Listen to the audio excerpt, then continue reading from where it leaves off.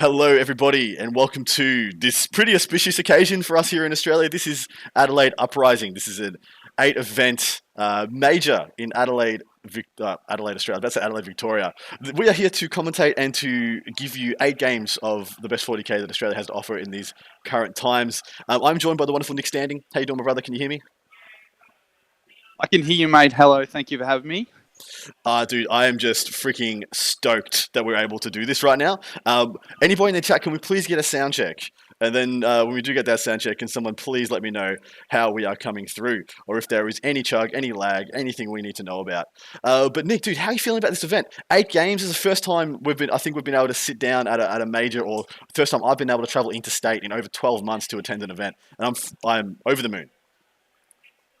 Oh, mate, myself included. I'm obviously very disappointed that I couldn't be there myself. That was originally the plan, but things have come up that was out of my control, and I'm not able to get down there with you and sit next to you for our first time together. But mate, yeah, I'm just as excited as you are to sit down here for 3 days and talk about Warhammer. Dude, I cannot express to people how keen I am on this whole event, on this whole everything we have going on right now. It is a phenomenal thing that we're able to do, and I'm just excited. I am just super excited. I am keen as a button. But we're going to be showing you 3 games across today. And yeah, there is a lot to get in and get excited about. So yeah, just checking in the chat. Sound is good. Mwah, lovely to hear. Going to be switching over to a bit of table cam. I'm hot on the ground. This is my first time in the hot seat with a lot of this going on. So here is our table cam. With our leaderboard attached. I'm going to transition that over. You guys can all have a nice little gaze at home. The leaderboard's not showing much. This is round 1. But for your viewing pleasure, we have a couple of pretty awesome games. Look, honestly, we are in like the first round of an 8 round event. Game 1's not going to show us a hell of a lot. But it's going to be pretty exciting. Let's talk a little bit about the meta of this event. Have you had a look at it over what we were seeing? Because there is some interesting things here. Necrons, well, apart from Space Marines, obviously, Necrons is the most prevalent factions with 11 lists in this field. Well, 11 lists in the field, I'm liking it. They're obviously definitely a popular faction. They always have been. But they've been in people's closets for a while. So they're slowly starting to come out with that new powerful codex they got. A lot of good buffs, a lot of good models. Obviously, the Indominus box has come out and given them a bit of a kickstart to their range. So, yeah, excited to see what people are doing with them. Oh, man, I'm really keen. I'm really happy to see them out in force in Australia, because I don't think they've had much of a chance to get much of a foothold here. But I am keen to see where they end up. I'm expecting some in the top 3, some in the top 5, so maybe some in the top 10 or 20. I'm not expecting a huge prevalence. I feel like in these missions, it can be a bit rough for a couple of different Necron archetypes, especially with these missions, and the change to the going second portion of it. Admittedly, with a whole army of OBSEC, they can mitigate a lot of those issues. But yeah, it is just going to be interesting to see what happens.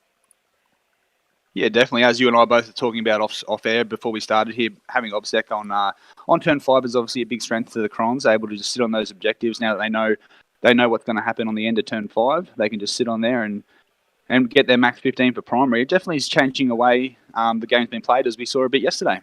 Yeah, absolutely right. Had a question in the chat already by Alex. Was it mentioned how many people are taking part? Man, we got 100 players here. I think, well, maybe just under. We had 98 signed up, paid, and signed in on BCP. I'm not sure if that has changed this morning or whether we've had any additional drops, but we're sitting around about 100 players.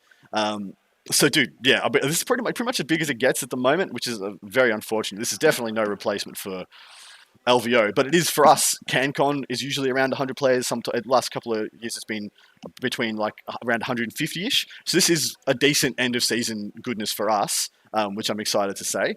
But yeah, it's not quite what it should be at the end of the season, is it, man?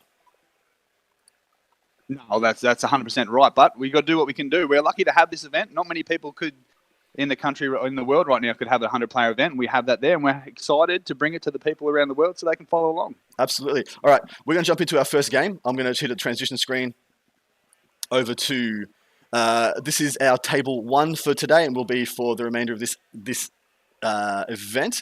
And we've got here, what have we got, man? Just waiting for a transition on my other screen. This is, geez, I can't even read it on mine. I've got a little monitor, guys, showing the absolute professionalism what you can expect. I don't know what so good. What are you seeing, brother? This is our table one. Sorry, one thing I would like to point out: the terrain at this table at this event is of a super high quality. Like you can be really impressed and happy with the terrain at this event. Hopefully, you guys will see that as well. So we got Jack and Michael playing Space Wolves vs Dark Angel. This is a tale as old as time, and I'm expecting big things from this one because these are two like hammer blow smashy armies. Looks like we've got what looks to be. You want us to take a punt? I believe it's going to be Space Wolves in the bottom left-hand corner, which means we're going to see some Dark Angels go up in the top right. Unfortunately, due to the size of these and the footprint of these ruins, we're not going to be able to see straight down to what is inside them. But I would like to let you know that the bottom left-hand ruin and the top right-hand ruin, there's some interesting rules going on at this event. Anytime you see a ruin with a base, there will be a ruin with a base, e.g. you see the two L's in the middle of the table. Nick, you probably follow along as well. The two L's in the middle of the table, you see how they've got a base on them? They've got a bottom level. If you're standing on the bottom level, it is obscuring, it's opened up, you can see through. If the ruin doesn't have a bottom level, you can be right up against the wall, well, as long as you're not directly touching the wall, but you can be right up almost next to it, and you can't be seen. So they do have some true line-of-sight blocking ruins in here, because, unfortunately, they're playing just with ruins that all have windows on the bottom floor. So they've got to make some stuff truly obscuring, otherwise it's just going to be a bit of a shooting gallery. But with that change, all these games get really spicy. Yeah, that's it. I like that. I actually, personally myself, I prefer that rule. I like a bit of options where you can actually detriment people. Things like Tau benefit from this, where they're able to get in and move away. Things like Aldo with their move and stuff like that they can do. It's good. It opens up a different variety of the game. It's good. I'm excited to see this. Absolutely right. Now, these gentlemen haven't chucked in their pairings yet. Well, so they haven't chucked in their secondary selection. So we'll jump over to our next game. Just to give you guys, we're going to jump through the first three games pretty quickly, and just to give you guys an idea of what you're going to be seeing, what you're going to be taking part, and of course the quality of the tables as well. So it's going to transition over to what is going to be our table 2. I'm really happy with this one. When you set up an event and you're just like, I'm really happy with like the camera angle on this one. Have you ever done that? Set up an event like, man, I have a couple of times. That camera angle Not is as just. often I'd like to have done it. It's just schmick. And do you know what's going to happen? Some rowdy nerd is going to bump this table in round 1. I'm going to get very frustrated. You have done well.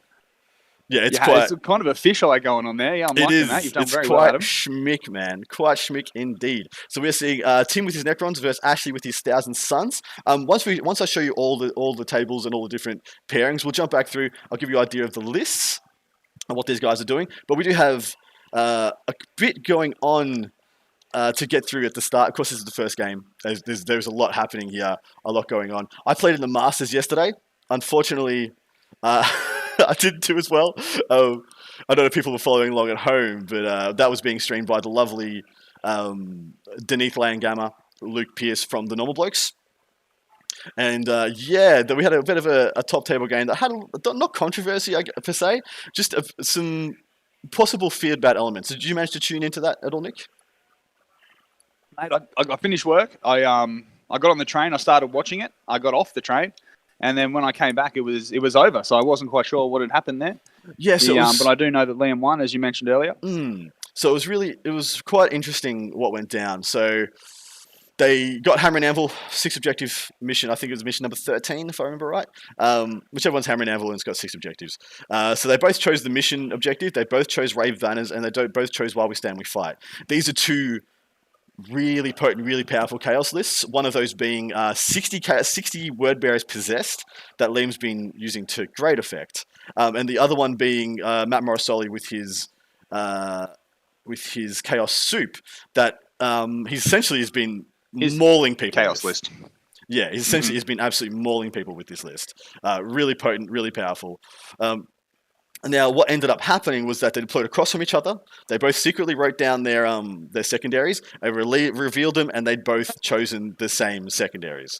Have you ever seen this happen before? I think once we've seen it from streaming games. I think we've seen it once in Queensland here. Yeah. But not very often. It's not very often we see that. No, it's not very often at all. And unfortunately, what that meant was that the event was the end was a little bit stale. Like, neither one wanted to engage. They both chose really defensive secondaries. So they just kind of postured up away from each other. And then Liam, on turn 3, the smites and the chip damage that was coming through from Morrisoli's Terminators forced Liam to have a commitment of 20 possessed. And those 20 possessed rolled incredibly. and killed all 20 of Matt's Terminators, which was 2 of his while he stands we fights.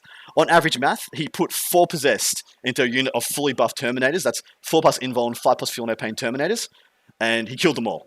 On math, he kills about 4. And if he kills 4 to 5, Morosoli still has a game. He, in combat, he kills a bunch back and then charges, puts keepers in, smites in, kills that unit of 20, starts rolling up back into his lines. But then because that's such a bad roll, Matt felt like he had no more agency in that game. He was all of a sudden, he was 10 points down in a game which he was forced to go first, e.g., because these are 2 top table guys. They sat there and they thought about list, and then Solly's gone like, I think no matter what I do, you win by 5. Because we've both chosen defensive stuff, and then turn 5, you warp time up a unit of possessed, and just contest one of my endgame objectives, and then you're holding 3, I'm holding 2, you get a 15, and you win by 5 points. And this happens, guys. This happens at events all the time. It may seem unfortunate the way that it ended, but once you get to the high-level play that guys like Solly and Liam, the Mad Doc, are capable of doing, they can see 3-4 turns ahead of where they are, and that's why they are as good as they are. So Solly was able to see it. Liam would have known it as well. Basically, the game's been played out in their head. He would have looked at Solly's looking at it like the Matrix. He's looked at all the different possible angles that he can do to come up with different solutions. So it's not just a case of, Solly's given up. It's a case of Solly's exhausted his brain power to look through all the different possible endings. And it just is what it is. So it's unfortunate sometimes, but high-level play comes down to it sometimes. All right, we're going to transition over to our third game. Just let me chuck that up. So this is our table 4. I'll transition over that now. It should be coming for you guys momentarily. But this one is a nice little... What is the mission for this one, Adam, today? What is the mission for round 1? I actually need to ask. Because I got told one thing at the start of today. I got told one thing at the start of today, and it doesn't look like it's the one that they told me. Because the one they told me was the 5-objective mission. This is obviously a 6-objective mission. So I will ask and I will find out for you guys. I believe it's Overrun, that one looks like Overrun, looking at the objectives. Yep. That is my guess. Yeah, so what's the deployment on Overrun? So deployment on Overrun is... Let me go back 1 sec. Dawn of War. That would make a lot of sense. Obviously, yeah, that is what we're seeing deployed here. So this is our, plus our third game. With the 6 objectives. So yeah, this is Nathan playing Necrons versus Michael playing Eldari. Interesting to see the Eldari here. I'm just about to pull up the list for us, hopefully, and get those going for you guys, and then we can start talking about those a little bit. Unfortunately, we did have the list pulled up, but there was a last-minute shuffle. Unfortunately, there was a couple of players that were due to play in round 1 that didn't have fully painted armies, and we had a bit of a reshuffle. So we're trying to get the list up for those. Because naturally, we were prepped, and then we had to go, and now we're having to do a bit of a work on the fly. So please apologise for that, guys. Will not happen in future rounds. Unless you have them up, Nick. Just looking, no, I don't have the list on me, but just looking at the screen right now, I'm seeing Deathwing versus Space Wolves on the terrain. Yep. Not Necrons versus Eldari there. Have I clicked on the wrong one? So we might have. No, we've got the names up for Crons and Eldari. Yes, so we've got the wrong sheets for the wrong dudes. We'll get that fixed as well. Sorry, we'll get that fixed for the guys at home. Please apologise, guys. This is our first time doing this in quite a while. George has just said, Adam, you can't be the people's champion as well as the tournament champion. That's fair.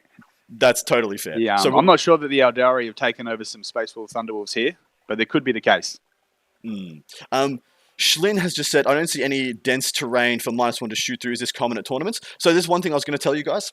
So every single table we've got, you'll see the orange piece in this particular table. See the orange piece that the what looks to be the Dark Angels are deploying in. That's actually a crater for this tournament. So that is dense. And then below that, you see essentially the Rawn piece with the 2 pillars in it in the Space Wolf deployment. That's being treated as a forest for this event. And then to the right and to the left, those 2 pieces are generally, so any crates you see are not obscuring. You can see through them if you can see through them. And so they're treated as crates. If you're on them, or I think you get cover, but if you're touching them, you don't get anything. Like you can't be in front and just touching it to get cover like you would with a Ruin. But yeah, so every table has a crater, has a forest, and yeah, easy as that at some stage. Now, my man, have you looked at any amount of lists for this event? Do you have a hot favorite? Is there anyone you're betting on? And in chat, are there any lists you've looked at that you are absolutely hot for? You're absolutely thinking, hey, this guy has got the premium, the best thing going. He's probably going to go all the way. Any hot takes from you guys? 'Cause I'd love to get some early predictions for this and just see who goes the distance. I've sort of had a look at some of the Queensland boys. That's all I've really touched on. I mostly focused on the Masters yesterday. Was following you along closely, actually. Liam and all the other Queensland boys. So mostly that's what I've been looking at. I'm very excited to see how Denise goes with his Death Watch. Yeah, I'm actually really excited to see how he goes with his Death Watch and how Luke Pierce goes with his Black Templars. I am a big Black Templars fanboy, and I'm interested to see which. So there's actually 7 Dark Angels lists here, and so Dark Angels. Those who don't know me or don't know the things that I say and do. Dark Angels, Black Templars, and Guard are my 2 love them to death factions, and so I'm interested to see which lists do the best here, and see if I think they would have done better if I had played in the Open. Because I mean, I don't want to tell you, but my list was pretty good, and I lost round 1 in the Masters, so it can't be that good. Well, losing round 1 in the Masters, no shame, mate. The best 8 players in Australia. Yeah, I guess we could say that. It was a bit unfortunate. The Masters was a bit compromised by COVID. Like New South Wales couldn't attend, WA couldn't attend. So of the best players who could come, yeah, sure, I'll take it. Yeah, we'll take it, man. You didn't cause that problem. You just played who was in front of you, did the best you could. So well done. Hats off to you. Thanks, dude. Oh, look at you, pumping up my tires. What you gotta do, man? That's right. So I'm just looking up lists now. Right, so what are we seeing? We're seeing some pre-measuring. Yeah, cool. Please feel free to call the game. I'm just grabbing the list now because this is the table that's flipped on us. So I'm just going to get those up. We have Jack Potter, I believe. Where's Michael Wood? I'll get those up in a sec. Feel free to start calling the game. Yeah, no worries, man. Yeah, all right. So we're seeing a bunch of Space Wolves here, a bunch of Thunderwolf cavalry deploying. We've got 3 units of 5 down in the baseline there. I believe he's just putting a Primaris Chaplain in the middle there, looking to get some buffs there. Not quite sure. I believe I would say it's some Infiltrators on the left-hand side there. They're a bit difficult to see. What have we got from the other side? We're seeing I believe there'll be some Deathwing Knights there sitting in the middle of the table. A nice big hammer unit sitting on the objective. A lot of bikes as well. A couple of Dreadnoughts. I believe I saw some Dreadnoughts being tempted around. Some pre-measure going around from the Dark Angel player also. Yeah. Yeah, so just quickly looking here, look at this deployment. Yeah, 2 units of... Extra Office says, I'm trying to look at the tower list, lol, don't laugh, but the list link isn't working for me.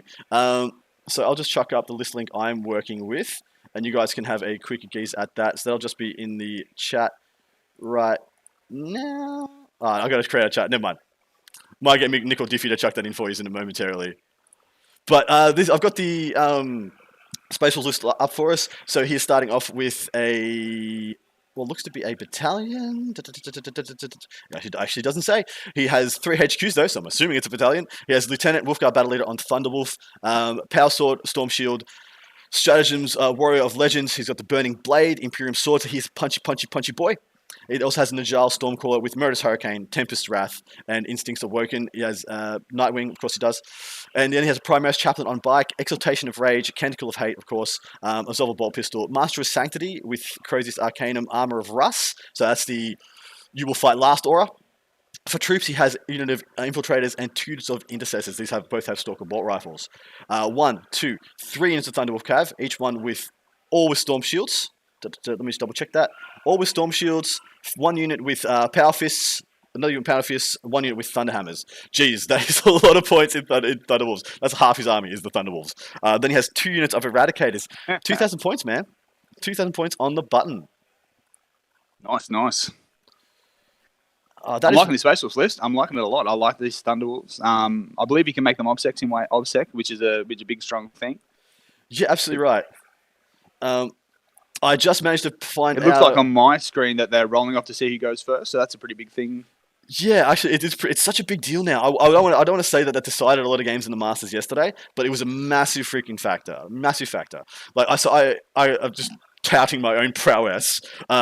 Six objective game versus Harlequins. I held him to 20 points on the primary up until the bottom of turn 5. And then there was nothing I could have done in my ability to stop him from getting a 15, and he won the game by 2 points. The power of going second, guys. And he played to go second now. He held back a bunch of his smaller squads that I'd half killed, so that he could guarantee getting a 15 turn 2. At the bottom of turn 5. So powerful. Jumping over quickly talking about Mr. Woods, Michael Woods' Dark Angels. Man after my own heart.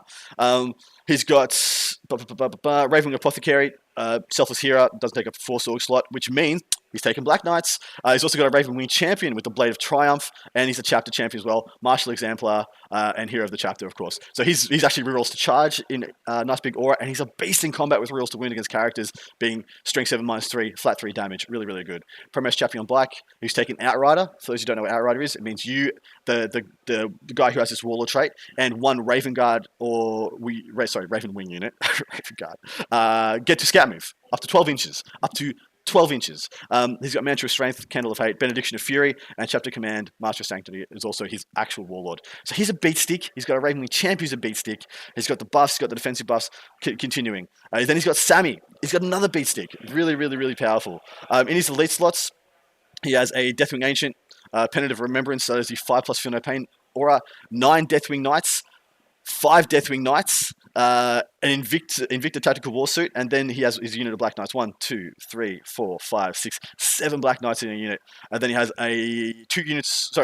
one single multi-mounter attack like, probably just jump up, get Oath, be annoying, get engaged and things like that, and 2 Invader ATVs. So man, I actually don't mind this list. It's pretty compact though, but it's got a lot of smashy characters. What do you think, mate? Yeah, it definitely is pretty smashy. The characters are nice. The Deathwing Knights are obviously very durable and able to just sit on that objective there. So, yeah, it's a very good list. It's got some mobility in there. Like you said, a few tricks from those attack bikes.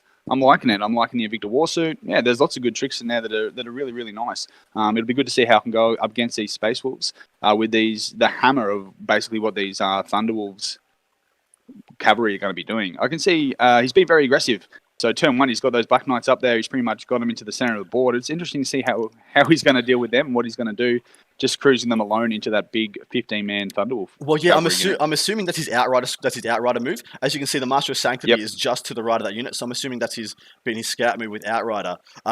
It's pretty nice that he gets to get that redeploy, because, yeah, he's got 7 Black Knights in a unit, and there's an 8th model there. It's pretty nice he gets that redeploy, pretty spicy. Like, he's going first, and he's going to get a first-turn charge. They've got a 14-inch move on that unit. So I'm of the opinion he probably dives that unit down into the bottom right-hand corner, into that bottom right-hand unit of Thunderwolf Cav, and then all his shooting goes into the one next to it. Because if he can isolate the right-hand unit and kill off the right-hand middle unit, he'll be in a really good place. Like, the ability for this army to Alpha Strike is actually pretty high, which is, it's semi-unusual on these tables. I can tell you, like, playing on these tables a couple of games and watching a bunch, it's really hard to get a really potent Alpha Strike, but with things like pre-game moves, it just opens the table up to you, opens up your opportunities, opens up your ability to play the game.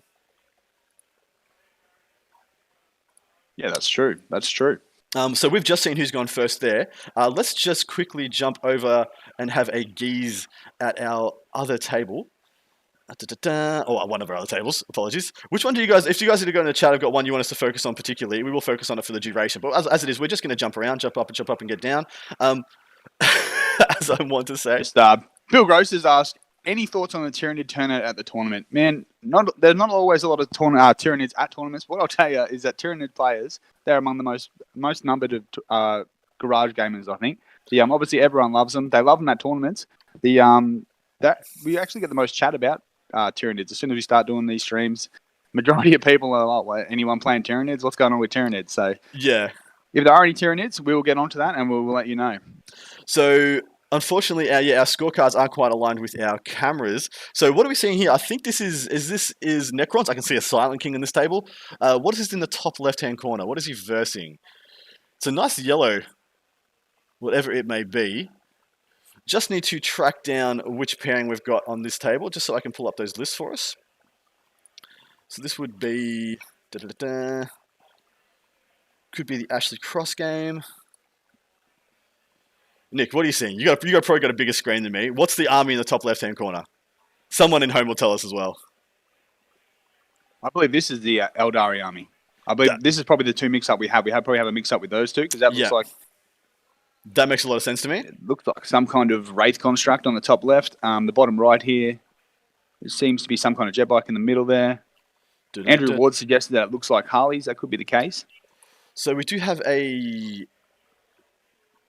Yeah, we do have, Michael Magentis, Nathan Bleakley. I will pull up that game right now. We'll get you those lists straight away. So we've got Magentis. There's no other people, no one else with an M and a J in their name. So they're pretty good to search.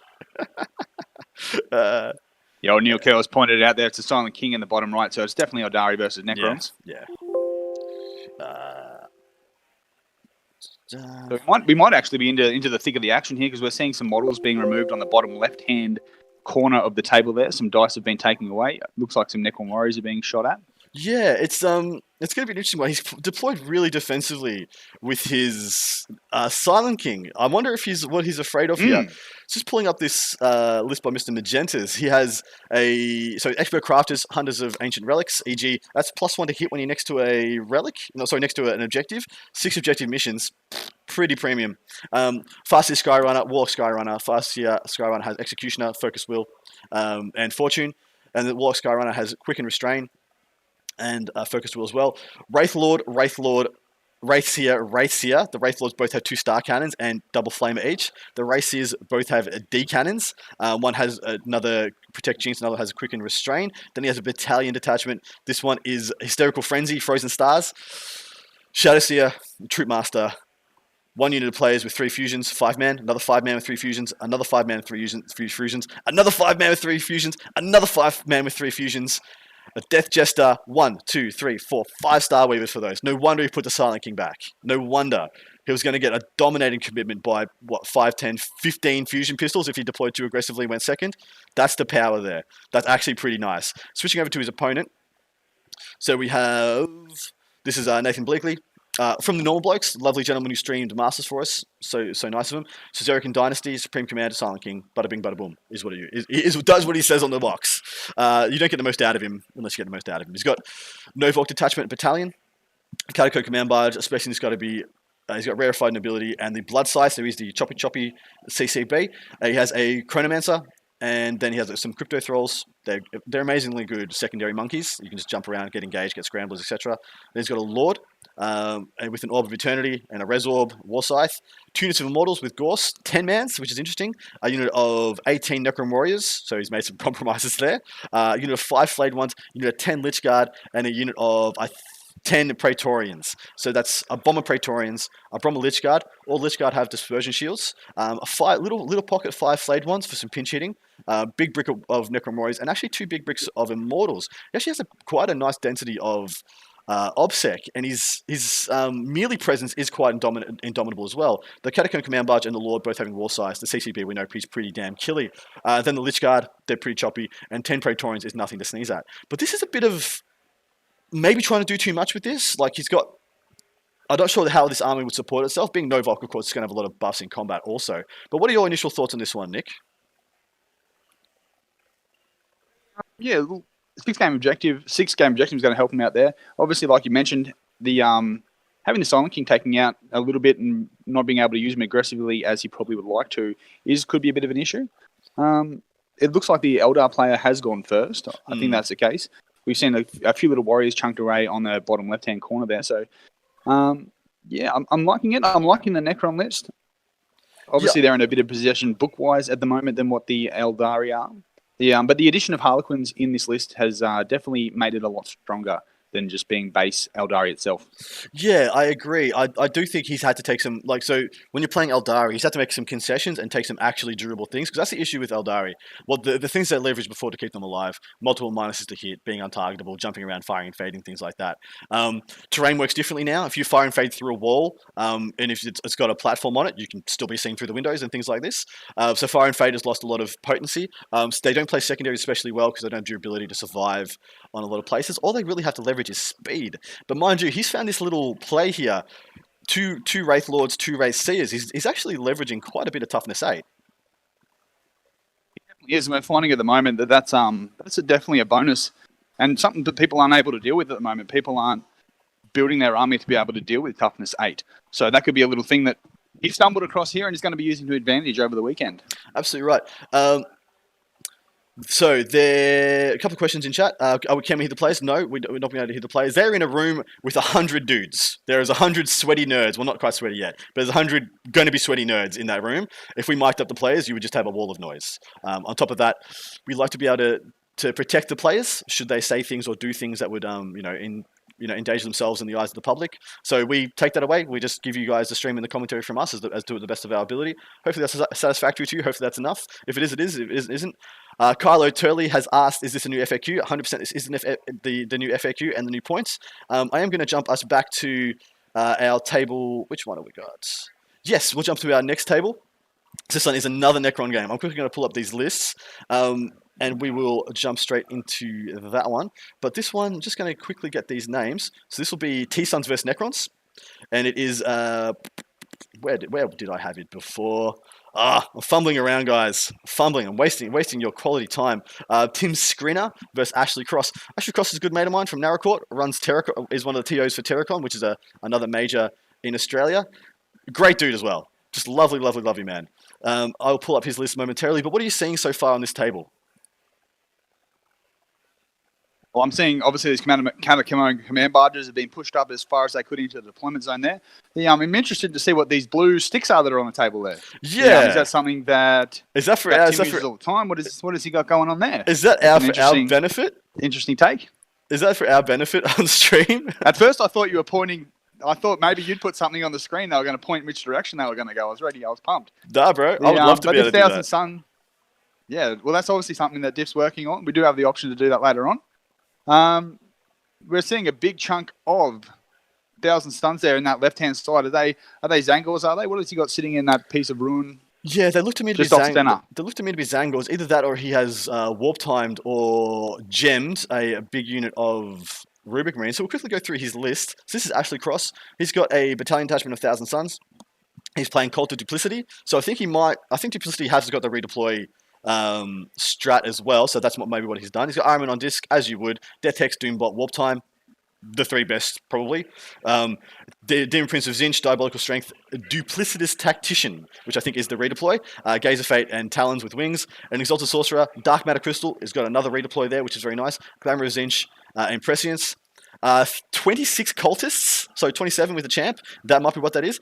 But he also has 20 Rubik Marines, which I'm actually a big fan of. They've got Weaver of Fate, so they can self-buff themselves a little bit. Then he's another unit of 5 Rubik Marines. He's got a Deredeo Dreadnought as well, with autocannon array, Borelius air defense missiles, twin heavy bolter, of course. He's got a Hellbrute, missile launcher, twin las cannon, 5 Scarab Occult Terminators, a Defiler, and then he's got a Cult of Magic detachment. This one has a Sorcerer and Terminator armor, and 2 units of 10 cultists. Just quickly looking at that, he looks like he's probably bombed up his unit of 20 Rubiks, and he's got some his big unit of cultists staging in front of them. So he might have done the redeploy to get the cultists up there and then gemmed over the Rubrics, which would be cool to take a big posture first turn to take the dominant position in the middle of the board. Also, it looks like he's going to be getting cover on all those Rubrics, which is actually a big deal versus most of the Gorse. Now, we'll go quickly into Tim's list and just get you what we've got there. Neil Kerr's pointed out there that he's also got a Chaplain Dread.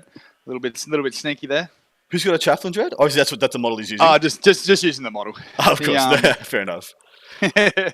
So we have a Novok detachment. This one is a battalion, Catacomb Command Barge, Choppy, Voltic Staff, actually. So Voltic Staff, not the choppy one. Then he has a second one. This one's the choppy one. Verified Nobility, Blood Scythe, what you'd expect. Chronomancer, with Dynastic Heirlooms, Tropic Lance, and Veil of Darkness.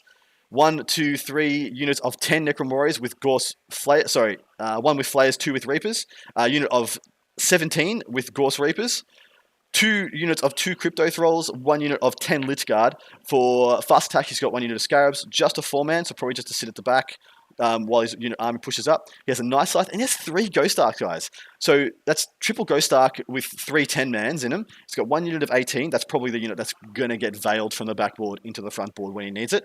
Then a couple of Crypto Thrall units and some Lich Guard. So apart from the Lich Guard, he doesn't seem that bullying, doesn't seem to have much bully power, but I think people really underestimate how frustrating it is to deal with like 3 Ghost Arcs. It's a lot of wounds with Quantum Shielding. Yeah, it seems to be more of a durability list that he's gone for here, just the ability to sit on objectives, hold objectives, and just rack up points. It'd be interesting once we get a chance for those boys to put in their secondaries to see what kind of secondaries they've got.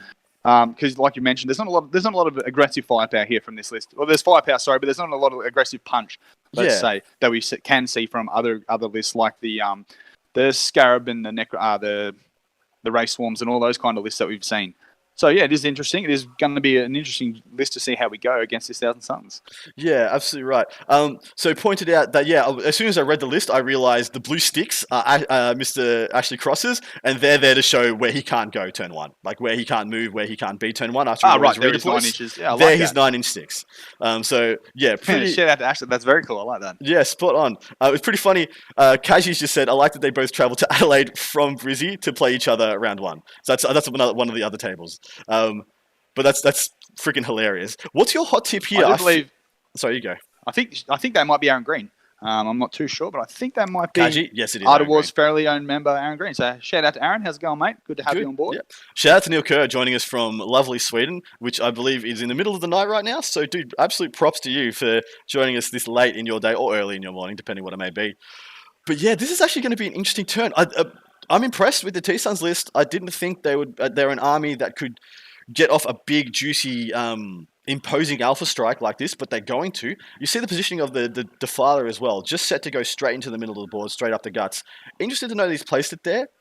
The thing about the Defiler, yeah, it's so freaking big that you can put it directly over an objective and no one can come within range of the objective, you know? And that's what I feel like their best use is. But I'm interested to see what Ashley does with this one, because it's in a good position to do a lot of damage with it. But what it gets spicy is on the return. Like, if he doesn't have a good turn, like these Necrons split to the flanks, they duck around all the way to the right side, turn this into kind of a Vanguard deployment, and send in the Lich Guard up the guts. I can't really see what Lich Guard are. I'm assuming they're the unit below the leftmost Ghost Arc. That's also to the left of one of the CCBs. I believe that would probably be the Lich Guard. So they're probably not in range to get a decent length charge into those cultists. But they're an imposing thing that's going to be really hard for especially rubrics and things like that. They're going to be hard for them to do a lot of damage to, being the toughness 5 versus the strength 4 guns. And the Ren doesn't really matter, just takes them to a good invuln. And then every third one you kill, one comes back. But what he should do is start chipping at him, try and kill 2 this turn, kill 2 next turn, and then he could probably try and dump mortal wounds, dump fire to try and kill the last 6 in one go. Because it is a hard stake to chew, isn't it? Yeah, it definitely is. I'm interested to see. Do you know what? On the bottom left-hand corner of that ruin there's something inside there, I think, from the Necrons. Do you have any idea what that could be? So let me just have a quick look. It looks like it's on a big base as well. The 3 it looks like it's on a big base. The 3 Ghost Arcs are accounted for, and also the 2 CCBs are. So I'm just going to quick look at his army. A Night Scythe. It might be the Night Scythe base. It might be the Night Scythe won't fit here quite because it overhangs the base so much. So maybe they've just been like, in case of me tipping it off the table, he's just chucked it there. Interesting trick. Maybe the Lich Guard are in strategic reserve, and he's going to use the Night Scythe strat to try and deploy them in. Now, you can't do that turn 1, which does give the rubrics 2 turns to work before they got to worry about any significant melee threats. But yeah, that is an interesting play there. The Night Scythe might be a key to pushing back this first tidal wave of Rubiks and T-Suns. We're going to jump to our triple table view. I'm going to transition over to that. You guys tell us in the chat which game you guys want us to jump into next and give you guys a nice sweet call of. Because we do, the whole beauty of having 3 tables, and I honestly don't think I'll ever be able to go back to one table unless it's a top table at an event like this. I can't go back now. Can't go back. But you guys tell us which one of these games you want us to jump into. We'll give it some time, and we'll jump around from there. We do want you guys to have some agency in this. Please ask any and all questions you have, any thoughts you guys want to know, any thoughts we have about the field or the games or matchups or players at this event, how we feel about the state of 40k. We're not here to talk about pretty much anything else except for this event and 40k though, so we're going to ignore any and all unrelated questions. While we're throwing shout outs, let's shout out to our main man George G. He's always there following us along, having a chat with us. George, my baby. So he's got him today. Dark Angel vs Space Wolves has been our first request. Matt, first in, best served. That's what you're getting, Kyle Norman. Apologies. So that is our table 1, 2. That is our table 3, I believe.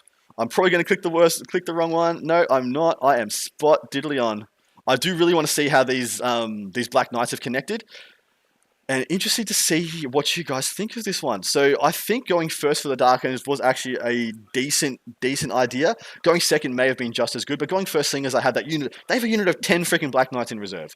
And using them against this army was going to be big. They're going to eat anything and everything they go into.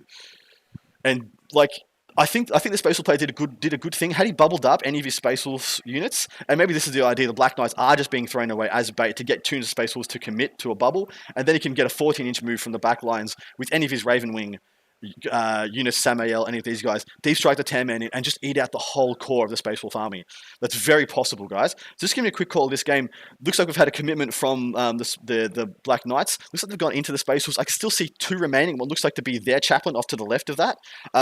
So 2 remaining through melee and through shooting, probably under. Unless he maybe didn't overcharge though, because naturally he doesn't have any rerolls in range because that's just with the chaplain with them. So maybe he didn't overcharge. So yeah, what do you think there? Do you think that's over or under what he expected from those Black Knights? I don't think you can. I'm assuming they've all got storm shields on there, so I don't think you'd assume that you could wipe out a whole unit in one turn just with those Black Knights there. So I think you'd expect to have 1 or 2 left. You'd be hoping for 1, but obviously you'd be counting in your head that maybe 1 or 2 left. So yeah, I think he's done well. He's tagged him in there. He's got himself a bit of a problem for this Space Wolf player. He's going to have to commit that unit on the right hand to counteract there, and the unit on the left hand side is also tracked up with that Invicta Warsuit. Now, there's no guarantee that they're going to get through that Warsuit in one go either. So I like what the Dark Angel player has done here. He's sent a bit of a booby trap in there. He's tagged him up, and it's allowed him to have those ATVs and the Deathwing Knights and all those things that he has back in his deployment zone to be able to sort of play his own game and just let the Space Wolf player react. Yeah, look, I'm actually quite a big fan of the Deathwing army, mostly so the Dark Angels army. It's a bit more compact than I'd want it. Like he doesn't feel like he has any secondary monkeys or things that'll go and do a lot of scoring for him. But man, he just throws hammer blows. He just throws freaking haymakers. And of course, you can't really build a Space Wolf army that doesn't just throw haymakers. So I think the best thing that he could possibly do here is exactly what you said. The right unit sees what they get for the advantage, though. Like, see what the right unit gets for the advantage. If they can make it to the ATVs, you freaking go for those ATVs. Get them down now. Get them down quick, get them down early. You have enough stuff on the left-hand side that between that other unit of Space Wolves, the other unit of Thunderwolf Cav, and probably a couple of characters can get in and eat those Black Knights. But then what you want to do is you actually want to screen off behind them. You want to get something behind that unit to bubble out what's going to be a unit of Deathwing Knights coming in. The Invector can walk up to the left and zone out there, get some fire into the Deathwing Knights in the top left. But he needs something to bubble out because what is unfortunately going to happen if he dog piles into that Black Knight unit, everything in that unit is going to get charged by 10 Deathwing Knights and freaking eaten, man. So he's actually got to protect himself and still play defensively this turn, which was the disadvantage to going second. He's going to have the advantage on the scoring on the last turn. Disadvantage now that he only gets 1 turn to position up and posture up to deny what's going to be a hellacious unit coming down. Yeah, 100%. And as we're going to start seeing, I believe, and I think you're in the same opinion there, Adam, is that from now on, getting turn 1, you're going to have to be a little bit more aggressive and be a lot more in people's faces. So previously, we've seen people have turn 1, sit in their deployment zone, and just sort of wait, knowing that they can have equal opportunity on turn 5. But they don't have that now. The player going second has all of the initiative and all of the benefits of going last in their last turn. And it's a massive deal now. The just being able to I'm guaranteed to get my 15. Early game, I can be a bit more counter attack. I can just sit back. I can wait and see what you're going to do. You need to commit because I'm getting my own turn all on my own to play a game by myself. Yeah. So I think both players have sort of picked up on that. The Dark Angel player is definitely being very aggressive, which I like to see. And it's all on the Space Wolf player now to be able to counter attack. Like you said, having those Deathwing Knights in his pocket. He's going to have to, like you said, screen them out, going after those ATVs and sort of stuff like that. While it is obviously a must and he needs to be able to take him out and get rid of that objective, that also leaves that bottom right-hand corner open for the Deathwing Knights. They could also drop there, come in and just shuffle left all the way across that deployment zone and just take out a lot of the Space Wolves. Well, you see what's happened here. So the Deathwing Knights have gone in. They've shot and fought. They've killed 3 of that unit of 5. 3 out unit of 5, and they've lost 3 in return. So they've lost 3 Black Knights in return straight away. And looks like some wounds have even been put on that the Master of Sanctity Master of Sanctity Chaplain to the right of that unit. As you can see, there's an obvious bigger base, obviously bigger bike there. That guy's taken some wounds. He's lost 3 out of 4, and that's from its much diminished unit. That's just from 2 Thunderwolf Cav, probably either with fists or Fist or Thunderhammers. Now, there is a reactive strat where you give them a 5+ invuln, which I definitely would have done, seeing as I didn't kill the unit. And I probably would have done it anyway, start a combat, 5+ invuln, just in case. This army does have quite a bit, it's only one detachment, so he does have quite a bit of CP to throw around. There aren't a hell of a lot of stratagems you want to use turn in, turn out for Dark Angels as well that I can definitely tell you. But we're going to have a quick jump. We actually had a question, and maybe there's something we can discuss. So Bill Gross just asked, how do you think the tournament would be different if it was after the new Death Guard Codex had dropped? What are your initial thoughts on that, Nick? Well, I think probably 50% of the field would probably be running Mortarion based on the internet's burning down the house reaction to his ability from the new Codex. Yeah, dude, I feel like Morty is so strong. So strong. He doesn't actually kill as much, anywhere near as much as he used to. He's actually not noted nearly as killy as a lot of the big bull units in the game. But the fact is, you can't kill him, and he shuts down all of your goodness. Like, he not only does he shut down your ability to kill him, he shuts down your ability to kill so many other things as well. It's like it's like putting a straitjacket on your opponent and telling him to keep playing the game. It's really, really, really rough. We have transitioned over to the Eldari soup versus the Necrons. As you can see, the Silent King is still being really, really conservative right now. He's still sitting in the right-hand corner, not making many inroads whatsoever. He's got his big unit of Necrons pushing up right in the middle. And then he's got a few little investments off to the left-hand side. Doesn't look like much has happened. I didn't expect much to happen in this game. It's probably going to be pretty cagey for quite a period of time. But what are your thoughts? Have you seen anything here that I'm not seeing? Is there like any big plays that I've just completely overlooked and never heard of? Obviously the Eldari on the left there is getting sort of stuck into those warriors. They're sort of moving in. He's holding a few objectives there on the bottom right-hand side. I'm keen to see the Silent King get stuck in. Like you mentioned, there's a lot of fusion pistols and stuff like that, but obviously restricting what wounds that can be taken per phase is a big deal for that. So I'd like to see him just get stuck in, take a lot of the heat off some of the other units that he has flying around, like the warriors and whatnot. Sometimes you just have to lose some of your big models. That's just the case. I'd like to see the Necron do get stuck in a bit more with that Silent King. You pay 480 points for a model. You got to be able to get those points back. And look, maybe he's biding his time. Maybe he's we should have a look at his secondaries when we switch over to the other screen. Maybe have a look at his secondary. Just while you do that, Adam, the Omnisire himself has sent me a little message about TeamViewer, mate. So if you want to just get TeamViewer going. Yeah, sure. We'll fix up those scorecards for everybody. So we might be going quiet for a moment or two, but please bear with us. We're just going to get those scorecards fixed up on the fly. The amazing abilities of Joshua Diffie, if you've never heard of him, and we'll fix this up pretty momentarily. If you haven't heard of him, who hasn't? But man, lots of times I've said to people, "Do you know who Diffie?" They're like, "Who doesn't know Diffie?" That's right. I believe everyone knows who Diffie is. So Joshua Diffie was the founder of Down Under Pairings and now works for BCP. He's the gentleman and being the instigator of all these updates and things that we're getting right now. So every update you guys see and every rolling scorecard has all been the blood, sweat, and tears of this man. And we're loving and happy enough to have him as our tech support for this event, and he's going to be pretty much giving us rolling updates. So while he's doing that, we have some incredible sponsors we need to talk about. So the first of those being Knights of Dice. So Knights of Dice is a direct sponsor of Art of War Down Under, which is myself, Nick Standing, and Joshua Diffie. Nick Standing being my co-commentator, if you forgot what his name is. And so that's a direct sponsor of ours. Lovely guys working in Victoria, making a lot of fantastic quality MDF terrain. If you guys ever in need of cheap terrain, he'll do you a great deal especially if you're getting it for tournaments. Jump in, get involved. He's an amazing man doing amazing works. What's the next one, man? You able to give us a little spiel on them?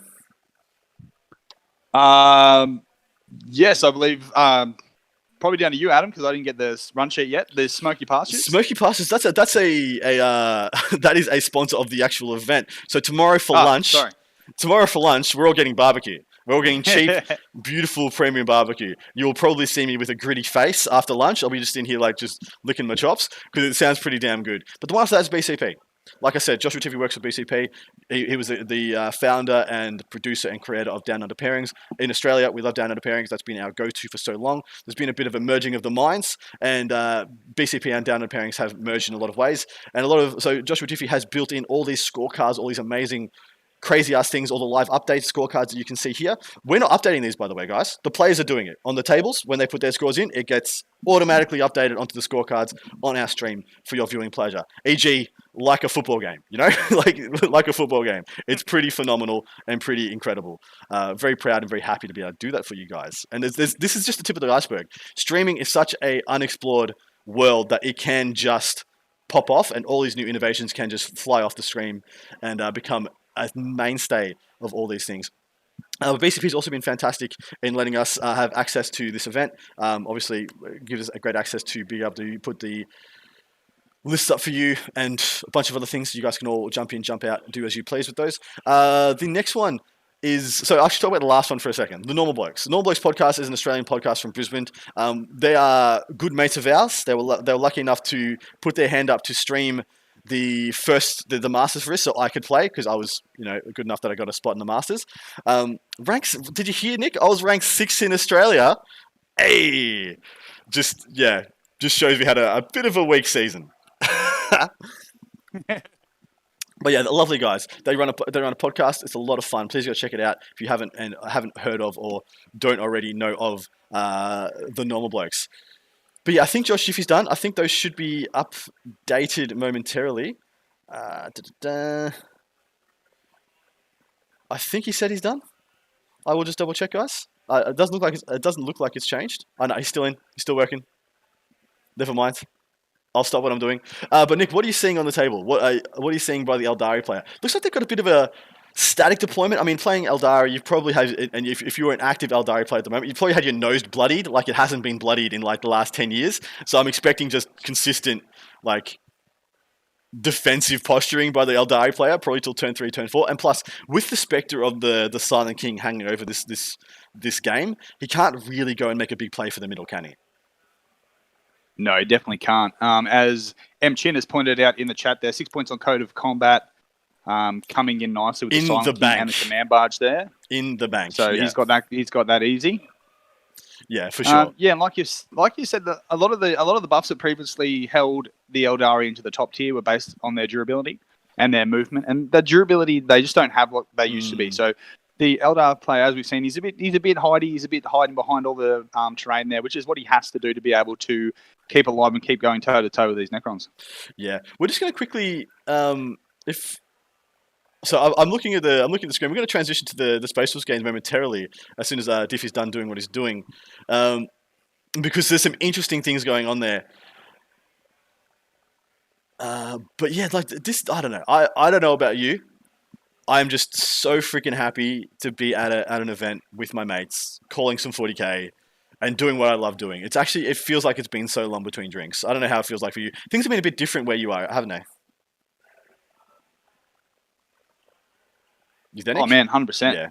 Yeah, man. I'm here. Yeah, 100%. What a weekend. I'm sitting here. I got a bunch of Seraphim to paint. I got a bunch of GKs to build. Some Venatari to paint. I've got some terrain to paint. Sitting here talking with me, mate, watching some of the top level gamers in Australia coming through. 3 games at a time, like you mentioned. For those that don't usually watch our streaming and stuff like that, the majority of people only do 1 game, but we've got 3 games going on. So everything's just action packed, non-stop. Scores coming in live, all that type of stuff. It's basically live sport. If you're into sport like we are, this is nerd sport, and this is what we love to do. This is nerd sport. Dude, have you just seen the transition? I called it. I called it, baby. First call of the day. Adam, right-hand unit of Thunderwolf Cav, straight up, get the ATVs off the table. Get rid of the ATVs, my man. And then we're seeing the unit of Thunderwolf Cav that was on the left-hand side going to the middle to clear out the Black Knights. Now, I'm interested to see what he uses to zone this out, because he still needs to protect and insulate quite a lot. He just can't let those Deathwing Knights pick up another unit of Thunderwolf Cav and just be like 10 Deathwing Knights and 5 Deathwing Knights versus 1 unit of Thunder Cav. That's a no bueno game. But that's the issue I'm seeing here. I'm sorry to cut you off there, mate. But I'm seeing the bottom right-hand corner. I think those Deathwing Knights, if I'm the Dark Angel player, I'm looking at dropping them around there somewhere, even if it's turn 3, and just cleaning up that whole backfield. That he's just shuffling up as far forward as he is with those Space Wolves, is just leaving that backfield exposed. He's probably trying to avoid going through the forest if he can help it. Like, I mean, you would want to mitigate any of those issues if you could. But look, he needs to put something in front of those Thunderwolf Cav. He needs to put something in front of Wolfman. Like, they can't cop 10. Nothing. I don't think there's anything in the game that can cop 10 Deathwing Knights. to the face, like maybe Mortarion. But Yeah, I was about to say we did get a request not to talk about Mortarion, but he's a bit hard not to talk about. Nah, I think he could definitely fight on with them. Yeah, dude, it's crazy. Dude, he's crazy. Yeah, we won't talk about him too much because I just feel like, so good, so good. Yeah, so spicy. The reason I wanted those Thunderwolf Cav to go for the ATVs, yeah, is if they got a big enough advance. I'm not quite sure what they've got on their advance. They could legitimately charge, make it in, and dude, they're beasts now. Oh, so they Cav or they beasts? They might be Cav. They're cavalry, I believe. Bugger, I thought they were beasts for a second. Because if they could charge and get into that building, like go through the wall with the pylon and consolidate, they'd be immune to shooting on the other side of that, I believe. Because the bottom left-hand ruin and the top right-hand ruin are ruins without a base generally, guys. For those at home, when you follow us throughout this event, those two are genuinely do not have a base in them. So he could be just 1 inch on the inside of that wall and be unfreaking targetable. Like, so that is to be so powerful, so potent. Because then there's not much his opponent can do to dig him out of there. And splitting the Deathwing Knights like that would be really important. But they're Cav, they can't go through the wall, so it doesn't matter. On the right-hand side of the ATVs there, what model is that we've got there, Adam? To the right-hand side of the ATVs? Hmm. I'm actually not sure. I'm actually going to have a quick look at his list. You're right. I actually don't quite know what that is. Dark Angels. So Ravenwing obviously- Foster Carry, Ravenwing Champ, Primaris Chaplain, we know where that is. Deathwing Ancient, Deathwing Knights, Deathwing Knights. He has an Invicta Tactical Warsuit. Yes, that I believe that was in a deployment zone. I think the Staples player has already made an account for that. That is gone. So no, I believe that the Dark Angels player.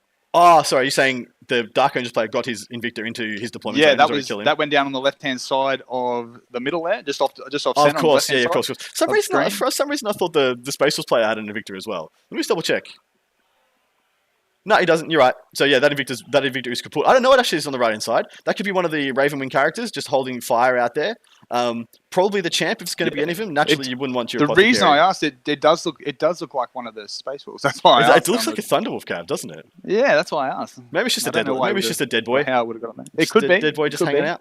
Yeah, we'll see if he gets moved in the next turn or two. That'll tell us everything. But yeah, I don't think it is. Like you see, so he's got 3 Ravenwing units. One of them being Samael. He's the guy in the forest, in the crater, as you can tell, because he's a bigger base. And then to the left of him, you've got 2 other bikes. One of them will be the Apoth.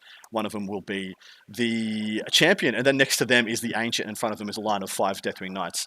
So yeah, we're going to transition. We'll go back to our 3 screen. Somebody please let us know if you do have any preference for what we chuck up.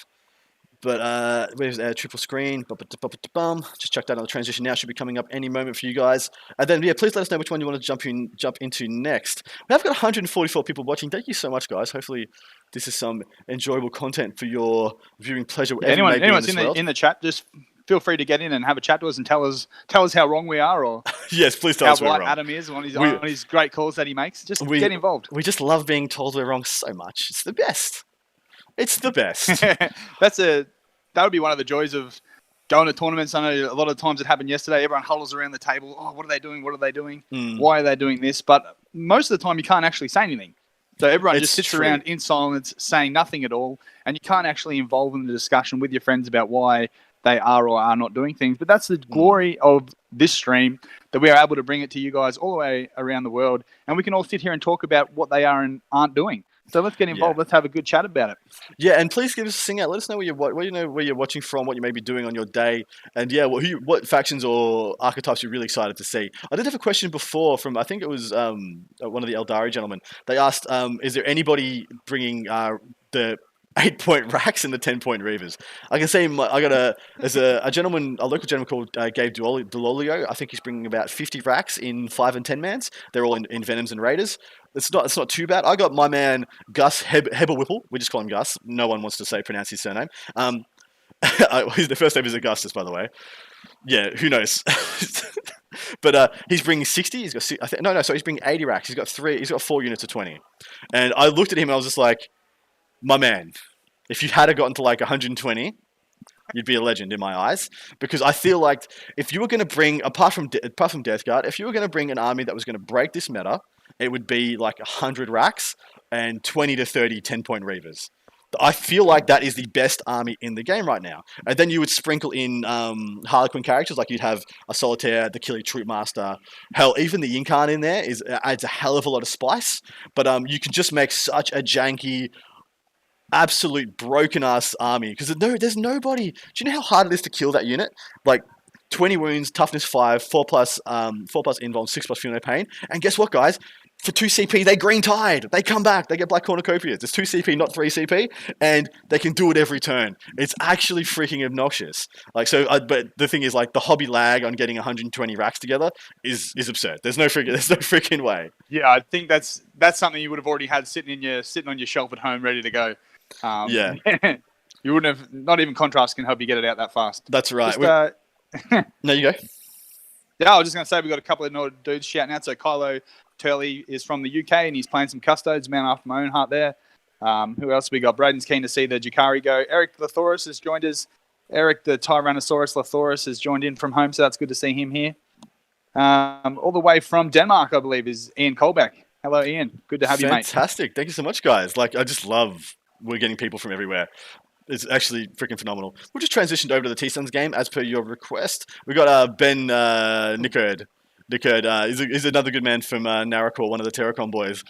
He's called that. He's good mate. Ashley Cross wants to see how he's doing. So it's like we're going into the Necrons turn 1. So the T-Suns turn 1 was probably going to be their longest turn. Their deployment, all the redeploy stuff, getting all the powers off, doing all what probably is going to be their biggest turn of shooting. It looks like they've killed a whole Ghost Ark and then the unit that got out. And see, there was a unit directly behind that Ghost Ark as well. That doesn't look like it's there anymore. So it looks like he's actually done a fair bit of damage, which is quite interesting. Admittedly, so the Derrideo and the Defiler both do like pretty good work on these Necron boats. I'm just going to quick look what the kit is on the Defiler. Where he's got the twin las cannons as well. No, he has the Reaper autocannon and the Defiler Scourge. So, but autocannons actually pretty legit versus Necrons. So. I'm actually quite liking what he's doing because naturally as soon as you get to the strength 9 on the las cannons and you're only winning on 4s, it kind of feels bad. You just rather more shots. So yeah, I do quite like. Yeah, sorry, Renmark, South Australia, not Denmark. Nice. We thought it was a typo. Yeah. So you pointed out there, the T-Suns there has made a big chunk in the army there. There's actually probably like a fifth of the army is actually gone on turn 1. So that's a good play. That's a nice aggressive play from the T-Suns there. We're seeing some models get out. These look like a bunch of warriors, are they, Adam? Yeah, there'd be a bunch of warriors. Whether the Flayer or the Gorse Reaper ones will remain to be seen. I'm hoping they're Reapers. I'm hoping they get out and actually go for a charge. This is all Novok, I believe. Let me just triple check that before I tell you guys incorrect information. But these guys are all Novok. So even those Gorse Reaper guys, they get out 3, move their whatever. They get a decent charge into what looks to be the big wall of cultists in front. They can actually do a hell of a lot of damage. They can actually do a hell of a lot of damage. So I wouldn't be surprised if he tries to pull down that cultist wall this turn. I would be, like I said, I'd be turning this into Vanguard. It's already apparent to me that the T-Suns player wants to play for the 3 left-hand objectives. It's already quite apparent that's what he wants to go for. So switching this into Vanguard lets you scoot up into the top right, start making investments up into the T-Suns' weaker flank. On top of that, you can really posture up. See how he's postured up with his 20 rubrics into that building? You do the same. He's got 20 Necron Warriors, 17 Necron Warriors. Do the same in that building. Match him for like. Your stuff comes back, his stuff doesn't. You might just win the attrition war and get up. So I think that might be something that I try and do. I'm interested to see if this is an emergency disembark. Looks like he's being pretty fastidious with where he's getting out here. We might even still be in the T-Suns shooting phase. Let's just see if this Ghost Ark I do believe, because like you mentioned, they've got like a 6-inch move plus a 3-inch disembarkation. So we're looking about a 9-inch move away from the thing. But he's not doing that. It looks like everything is wholly within 3 inches. So this could be another vehicle that has been popped. That would be really big. That would be more damage than I would have thought any mono T-Suns army could have done. 2 Ghost Arks. Yeah, well, we're actually seeing a lot of people in the chat saying that these T-Suns is a good list and they've got a lot of action. So, yeah, it's good to see. Yeah, well, of course, like there's going to be a nice reply from... Oh, no, it's not. He's moving the Ghost Ark now. He was just dropping the boys off, and now he's scooting the Ghost Ark over. Because, see, there's an objective to the left there that he did have that other Ghost Ark on that was picked up. Hence, that was easily why his opponent was targeting that one, because it was the easiest one to get off the points to deny. Because, naturally, the one on the right is protected by that massive building. So, yeah, this is pretty spicy. I like. Actually, I'm coming around to this T-Suns list. Before I was like, mono T-Suns, what are you actually going to be able to accomplish? The answer is quite a bit. So, we'll see what he does. That unit that was behind, them, I would assume was his larger unit of his large unit of warriors, it probably has had a chunk taken out of it. Is that because I'm assuming his Lich Guard is in reserve, so it could only have been his other unit, big unit of warriors. Looks like they probably had a chunk taken out of them. So he's lost could be 20 warriors in a Ghost Arc turn 1. Pretty big, actually, quite big. There is a thing. So we've seen him moving him up his 6-inch now, so he's actually coming in like you mentioned. There we go. Yeah, he's going to. Is that a trade off you'd be happy to see yourself, Adam? So would you be willing to trade off a couple of warriors there from that unit? Well, the whole unit really. He may afterwards. So he's going to move those warriors up. I don't know if he can wipe out the entirety of those cultists, but even if he does, there's a lot of stuff behind that that's just going to rape out those. That's going to pull out those warriors. So would you be happy with that turnaround? Oh, so this is the thing though. It doesn't matter about a trade anymore. The cultists have to go because they're threatening your primary score. So right now he could sit on a stable 3 objectives, but not while those cultists are there. They can charge in. They can charge into the bottom left hand ruin from where they are and sit.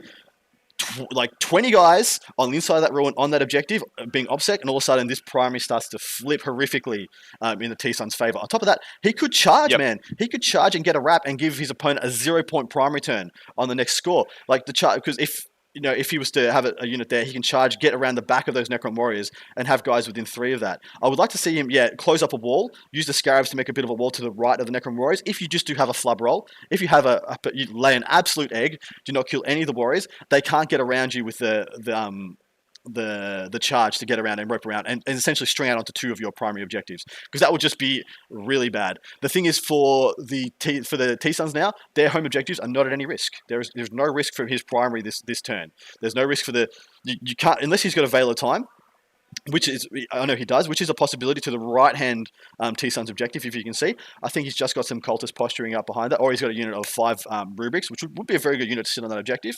He could put a unit of his 20 warriors, whatever may be left of them, onto that one, and we could see where that one sits, see what happens there. That could go bad, could go wrong. I'm not quite sure if the 9-inch would get you onto that objective. I don't think it would, actually. But that would be a nice place to put them. Unfortunately, it would leave you threatened and exposed to the Defiler, depending on where you place them. But yeah, that looks like an interesting game. This looks like it is an interesting game. So Ben has just pointed out the T-Sun's list is good at going first. I would like to say Ben probably has played him. How many games has Ashley got with this list? Because this is a bit off the beaten track. Nick, where should we go next? Yeah, mate. Your pick. Executive decision. What table? Well, we've seen a fair bit of this one in the Dark Angels and the Space Horse. So let's go to the other third game. Let's go to Eldari versus the Necrons. I want to see if this Silent King is going to make big inroads this game. I always love if you've got a 400 point unit. I want to see you use it just because it's sick. Just because any unit that's 400 points is probably something you love in your army and deserves to get some use and do some stuff. So we're just going to have that transition. Should be popping up any second now. Bada bing, bada boom. Here we go. Yeah, this looks pretty. Actually, it looks pretty interesting. It's still pretty stable, still pretty static by the Eldari. It looks like they've got some interesting moves going down in the bottom left-hand corner. What units would those be? What is he so confident with that he's going to be putting those units into his opponent? They'd be 5-man troop. He's just going to be peppering him with MSU troop with fusion pistols and going in. Let's have a quick look at what he's got equipped on those fusion pistols, because admittedly these are frozen stars, so every on the charge they've got 5 attacks, 25 attacks. He's got 3 caresses, that's a strength 5 -2, and he's got 4 caresses, and 1 blade. So of course the guy with the Harlequin blade is the guy who jumps in front of the first failed save, and then he's got three fusion pistols and 1 guy with just a caress. All the fusion pistol guys have caresses as well. So he's teched into fighting Marines, as in the strength 5 is the profile you need to fight Marines, because they're packing so many Gravis bodies, so many Toughness 5 bodies and Outriders and Eradicators, Inceptors and such. The Strength 5 is really where you need to be. And then the rerolls to win from the Troop Master just puts you over the top with your wound roll. But what do you think of this one? So the Necrons are actually looking quite contained, aren't they? Yeah, they definitely are, and the Omnicide has been working very hard. We actually had the secondaries up and the correct armies and everything going up on the screen here. So let's have a quick rundown of the secondaries that they've picked. Nathan Bleakley, the Necron player, he has chosen Deploy Scramblers. He has taken the Code of Conduct and Abhor the Witch, which is a very interesting choice. Abhor the Witch? Okay, so he's got the 2 Wraith Seers. So that's the 2 essentially Wraith Construct Wraith Lords that are in fact Psychers as well. So they're only worth They're worth 2 points apiece now, so that's 4 points possible there. Yes. And then he has the Farseer Skyrite and the Warlock Skyrite, and I think he's got a Shadow Seer. Let me just quickly double check on that for you. Yeah, he's got a Shadow Seer. So Yeah. I think that might be a mistake. I mean, the Race Seers are probably not too hard to get. 12, they are. They're 12. I think they're 12 wins now. I think they're 9 wins now. Someone check me in the chat for me. Something changed with the races to make them way worse and way better at the same time. So they can be targetable. So yeah, maybe you and I both know that from secondaries you're looking at a minimum of 8. So you're going to want to get a minimum of 8 points to be able to be competitive in a game. Yes. And you see him getting those 8 points from Abhor the Witch? No. I do not believe. It seems like a bit of a struggle. Yes, it is. I think that might have been a mistake. But we'll see how that plays out. And then so his opponent, Mr. Magentus, he's taken Deploy Scramblers, While We Stand We Fight, and Engage on all fronts. So he's taken the very neutral, very I don't really have to play the game, and yeah, he's doing it. His While We Stands. This is the issue. Yeah, his While We Stands that he's picked are the things that his opponent wants to kill. So I think it's the Wraith Lords, 140. The Race Seer is worth 170 points. What would be his third one? It won't be any of his. Yeah, well, that could actually be a good play. That could be a good play on Nathan. That could be why he's actually taking the Abhor the Witch. So even though he knows he may not get 8 out of them, which he needs to win the game, he may know that it also will affect the While We Stand. So he might be looking at a bit of a turnaround swing there. So it could be a big play there from Nate. Well, that means if he gets them though, now he has to freaking get them. So he's denying 5 points and gain. It's a 7-point swing every time he kills one of those Race Seers. It's a 7-point swing. He needs to get him. He's committed now. He has to throw some stuff. Has to make it happen. And Ben in the chat has pointed out that they're no longer characters. Also, yes, they're no longer characters. So what used to be 12 wounds, but they were characters, and now they're 9 wounds, but they're not characters. So it's just stupid. They don't degrade now, which is okay, but it's bad. It's not great, guys. But that's what you got to do. You're playing Eldari. You got to find something that's got some resilience. Toughness 8 is probably the most resilient thing you're going to find. I do like Race Seers and Wraith Lords standing next to objectives for the. So? Can someone tell me in the chat the Hunter of Ancient Relics, is that +1 to hit next to an objective, or is it reroll 1's next to objective? It's something next to an objective, and so that's what I like. I like that little. I think it's. Well, I like that little. I think it's +1. Yeah, I like that little imposing castle standing next to an objective. Because, I mean, what are you going to put on there that's going to get them off? That's going to actually go and kill them off. I mean, they're not obsec, so it's not that big a deal. You can go and deny it. But then they're just going to take it back, They're actually just going to take it back. Well, looking at the table here, sorry to cut on the right-hand side here, I believe there'll be something in that ruin. Do you think I'm correct there, Adam? In that blue ruin on the top right, I think the Eldari player would have something in there. I think. Yeah, probably. I can see the watchtower, whatever it is, all the way on the right hand side. Just above that, I think that's Crypto Thralls, probably doing scramblers for his opponent. They're probably going to make a nice move into the opponent's deployment zone and get that one done next turn 2. So I expect scramblers to be fine. I expect him to be getting a minimum 2 points for engage as well. Those Crypto Thralls in the same thing would be getting him engage also. So.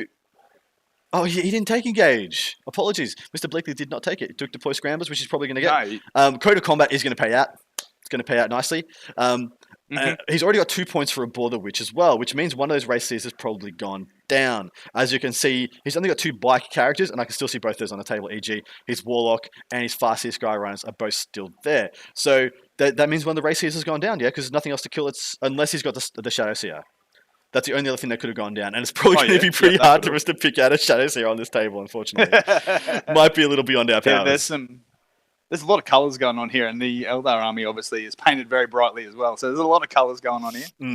So it's a pale yellow for the Harlequins, and then it's a nice orange for the Eldari. Both these armies look pretty well painted. I mean, Necrons look like Necrons. I like blue on Necrons as well. I like steel and blue, and then like a nice accent yellow or orange or something. Someone just pull the eyes to them. As an Ultramarine fanboy, I'm a fan of blue myself. Yes. So Gani and Jay has just said those secondaries are how Eldari win, although While We Stand We Fight is going to be rough. While We Stand We Fight is actually a bit rough, but I think he's playing into it as well as you can for Eldar. Like, I do. Well, what I would have liked, if he was really playing into it, I would have liked to have seen him strategically reserve him, to be honest. At least strategically reserve the Race Seers. He was already going to play a super defensive turn 1, turn 2 game. Just leave him off. Don't let him get shot by Menhirs.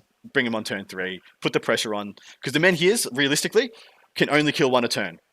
If you've got 2 Race Seers on and they come on turn 3, he's got 2 turns, well, especially if it's at the bottom of the turn, he's got 2 turns to kill him. And then most likely you're probably not going to give him up both. You know, he has to have both hit and both wound, and you fell. Oh, did they have an invuln? I think they got a 5-up and fail both your invulns for them to kill, to kill him. So I think that would have been a good play if he was going to really double down on the why we stands. But maybe he thought he needed the shooting, and admittedly he probably could have. As you can see, just to the bottom here in the left hand side, we've got three. It looks like we've got 3 unit of troop, having an investment into what looks to be a 10-man unit of warriors, or what looks to be what's left of a unit of warriors. Just kind of a quick look at the warrior count in this list. He's got mortals and 1 big brick of warriors, so it could very well be a unit of immortals. To the left there, they're getting ganged up on by all those fusion pistol Harlequin troop. 5 attacks on this charge from Frozen Stars with strength 5 will mulch through immortals, even with their now toughness 5 as well. They'll get what, a 5-up save, wounding on 4s. He's going to kill him.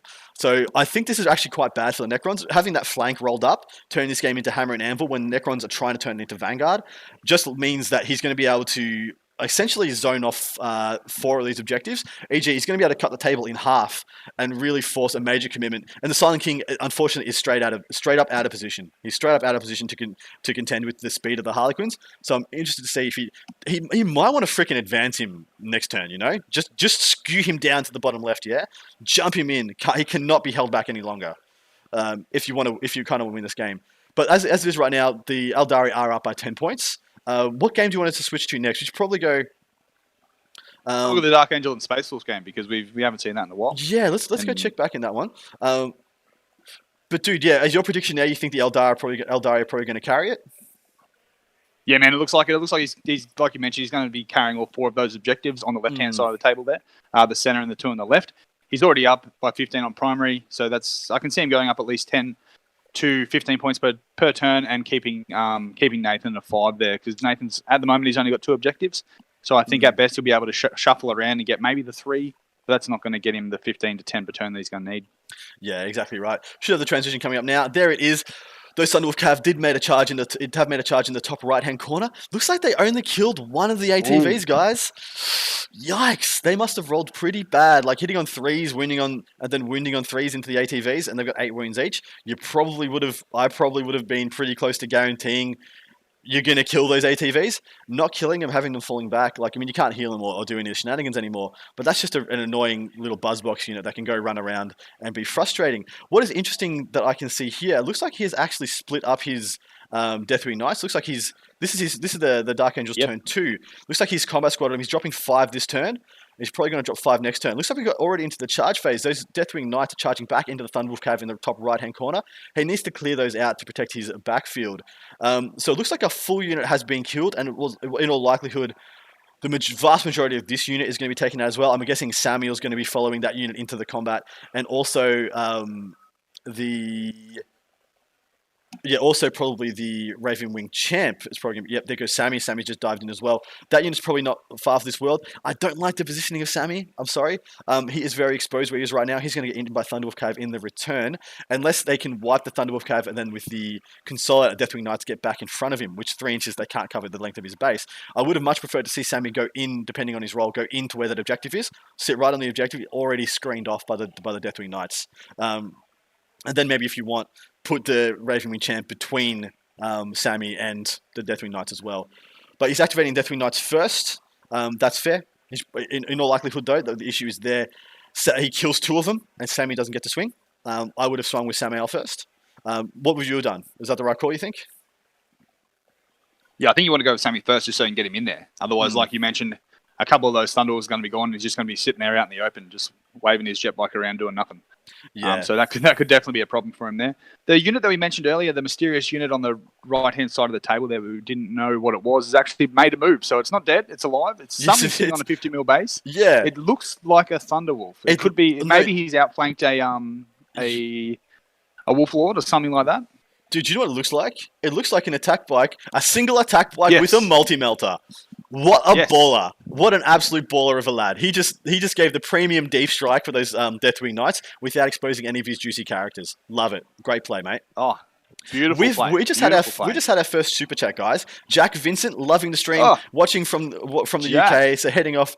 Keep up the great stream. Dude, thank you so much. Dude, we're going to be going for another 8 hours today, then another 10 hours tomorrow, and another 7 hours the day after that. So, dude, hope to hear from you again, Jack Vincent. Thank you so much for your super chat. We are open for super chats. We will, if you put up a super chat, we will guarantee we will read out what you say on stream if it's kosher and we can, and we'll answer whatever question it may be. Feel free to chuck a cent. Feel free to chuck $1. Feel free to chuck and donate whatever you like, guys. All proceeds will go into making Art of War Down Under a better product for your viewing experience and something hopefully worthy of your time and money. But yeah, though, Deathwing Knights looks like they've swung, and hate to say it, they haven't done much. They have not done much. I think they have swung and they killed one, from what I can tell. Yeah, and he's pulled him from the other way, which has allowed Sammy to still be in the combat there. So Sammy's going to have to do a lot of the lifting here. He's going to have to be the backbone of this Dark Angel army. Well, because he had to have killed 2 to keep Sammy out of the combat, because Sammy naturally have a 3-inch pile in. But if he did kill 1 and tried to pick Sammy out, that would actually be better for the Dark Angels player, because the Sammy would get to go consolidate into the pocket and be shielded by the Deathwing Knights. So yeah, this next charge, I feel like this almost might be lambs to the slaughter, but this is a bit of a flub. This is a bit of a flub by the Dark Angels player. Like, though all those Thunderhammer attacks hitting on 2s, wounding on 3s, any one of the failed saves would kill a Thunderwolf. Oh, sorry, apologies. Thunderwolf's 4 wounds? They're 4 wounds, yeah? Yes, I believe. I don't know. Because that changes a lot. I believe they are 4 wounds. As soon as I said that, I'm like, wait, they are 4 wounds. Yeah, I think you're right there. I can probably look that up, actually.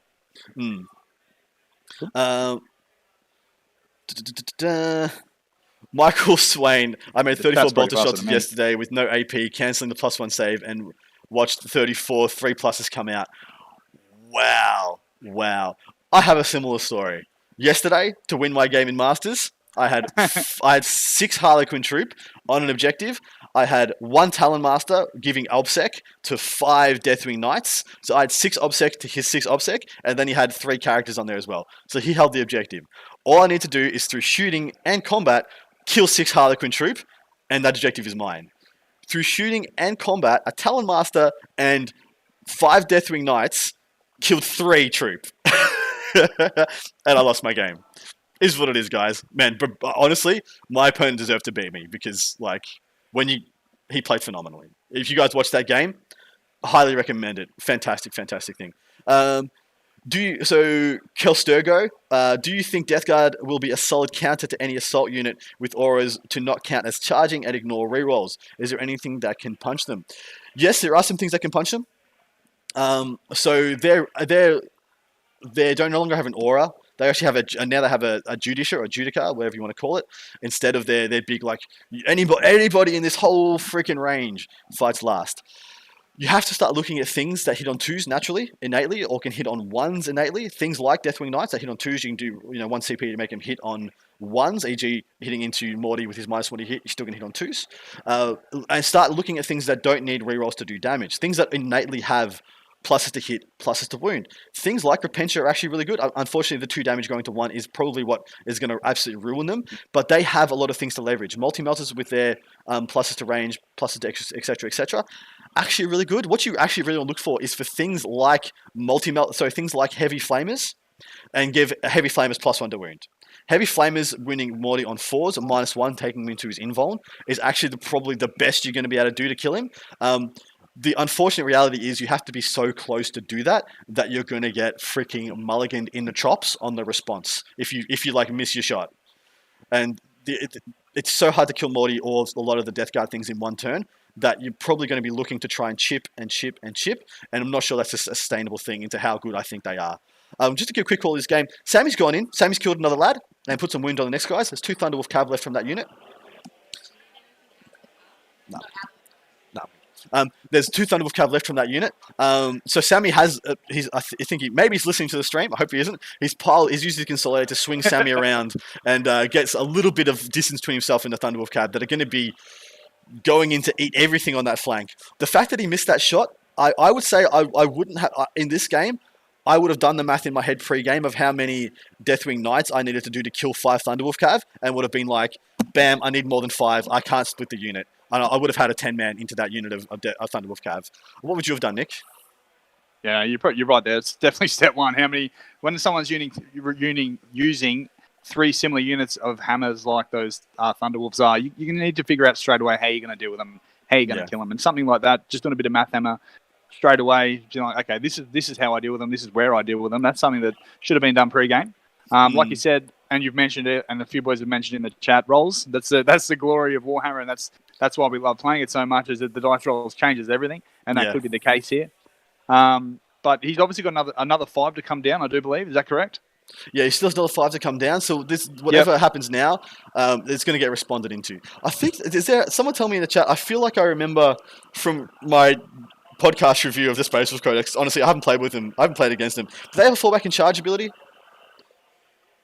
Oh, that is a big advance roll by that Thunderwolf Cav unit. That is a big advance. Wow. He must have popped a 5 or a 6, man. That's actually huge. Yeah, that's a big move. But again, it's also left the backfield completely exposed for another 5 Deathwing Knights. So we're seeing a bit of a deployment shuffle here. Yeah.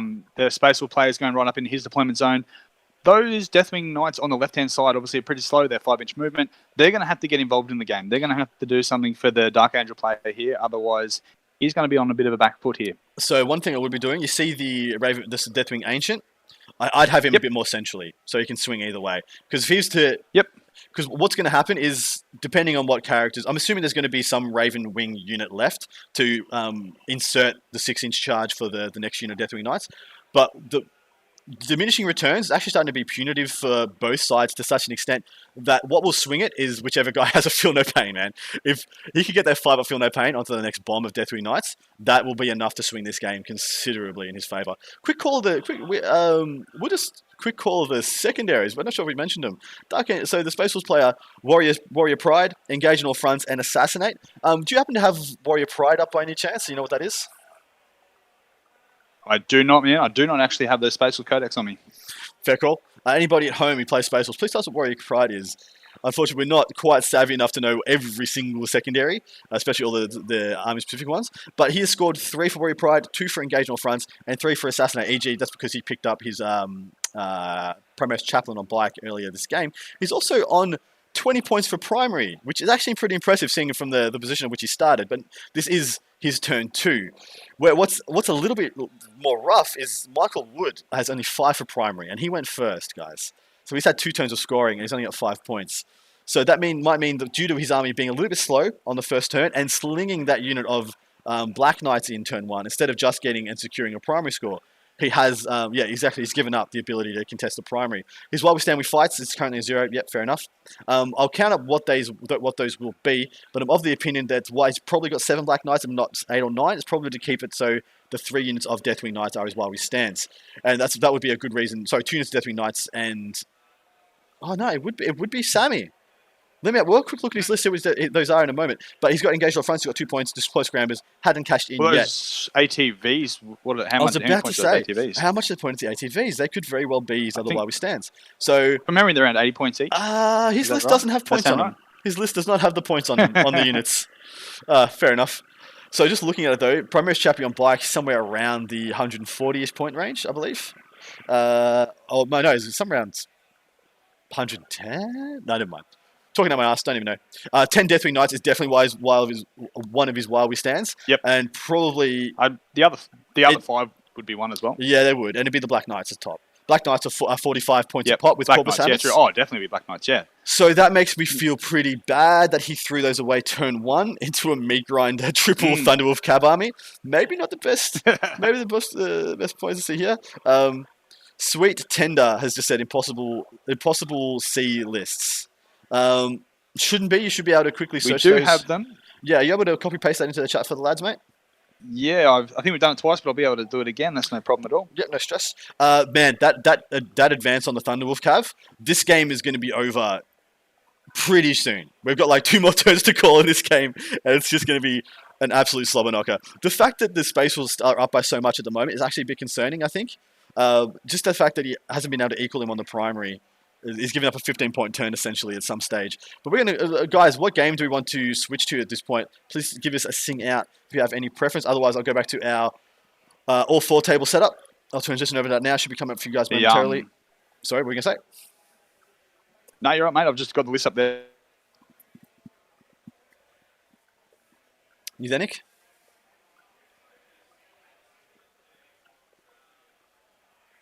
Hello, Nick.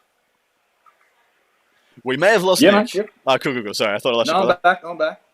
I'll just put up I'm our back. full I was screen on list. the- Anybody who wants or to see in our specific list, I think we'll probably be jumping back into the T-Suns the next. But I just want to give you guys an opportunity. If you do see something going on, you want us to jump in and have a look at. I would be interested to know what your preferences are. I can already see on the T-Sun stuff we've had we've had some cultists being picked up pretty wholesale, which was which is pretty much what was expected to happen. Michael Swain, Oz Masters, Space Wolves Tier S, diddling the Dark Angels. Please make the top 10 list of the month. Diddled. So good. Warrior Pride is 3 points for having 2 Space Wolves units either charge or be in combat. That's pretty likely to happen there. Warrior Pride, yes, is the charge and being in combat, as you just said. So yeah, that is pretty likely. Especially with three units of Thunderwolves. I'm liking that one. Yeah, that's pretty damn good, man. That's a pretty damn good one. Table 3, is that the Eldari game, guys? I'll jump into that one, and please let me know if that was one you weren't saying, but I will get that transition over for you. Hit the transition and be coming up momentarily. But Nick, man, like, I'm pretty happy with this swathe of games. Like, sometimes when you got an 8-game tournament with 100 players, the first 3 games, because you just got essentially random guys on game 1, and just for those at home, we will be streaming the top 3 tables of today. We're not going to have any specific games on the top 3 tables. Just going to be calling whichever guys draw the top 3 for today. Tomorrow, when we have some results come in, we see what the pairings are overnight. I'll try and pick out some really good competitive games from good players who are well poised into each other for our top tables for day 2, and then thereafter it'll probably be very, very competitive because we're getting into T-Whip territory midway through day 2. Diddled, yeeted, wrecked. All PG-13 ways of saying F. Yeah, fair. Appreciate it as well. Appreciate you not swearing on our stream. Very nice of you. Very respectful. Very helpful. Thank you very much. But yeah, looking at what's happened here, looks like those Harlequin troop that had big investment into the bottom left, and look, their whole modus operandi was to literally just keep the Necrons contained, and just to stop them from getting too deep up into the Eldari side of the board. I feel like that's been very much accomplished. It looks like most of them are dead, though. It looks like we've got a few guys to the bottom of what that looks to be that a big unit of Immortals. Looks like we're getting some fallbacks happening for this big unit of Warriors falling back from the Harlequin troop that were engaging them. Sorry, Nick?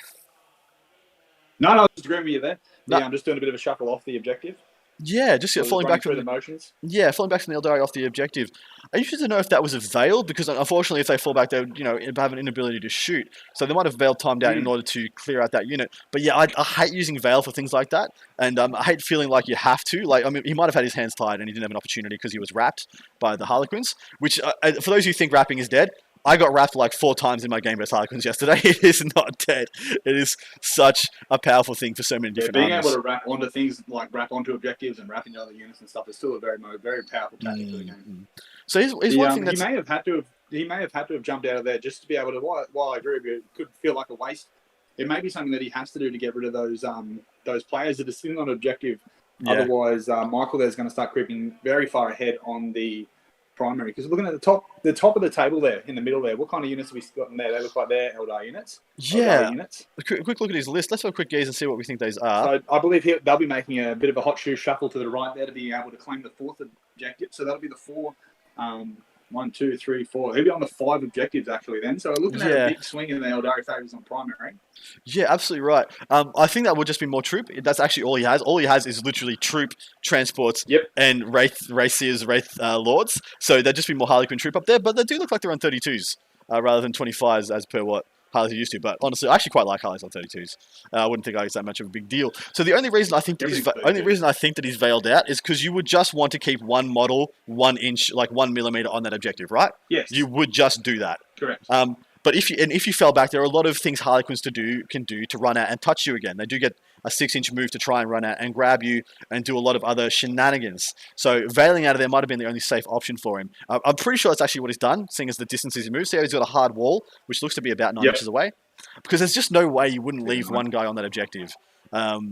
You know what would be handy here? Some blue sticks to show us exactly how far away he would be. Some blue sticks on every table. That would be much easier for us. Some patented Ashley Cross blue sticks.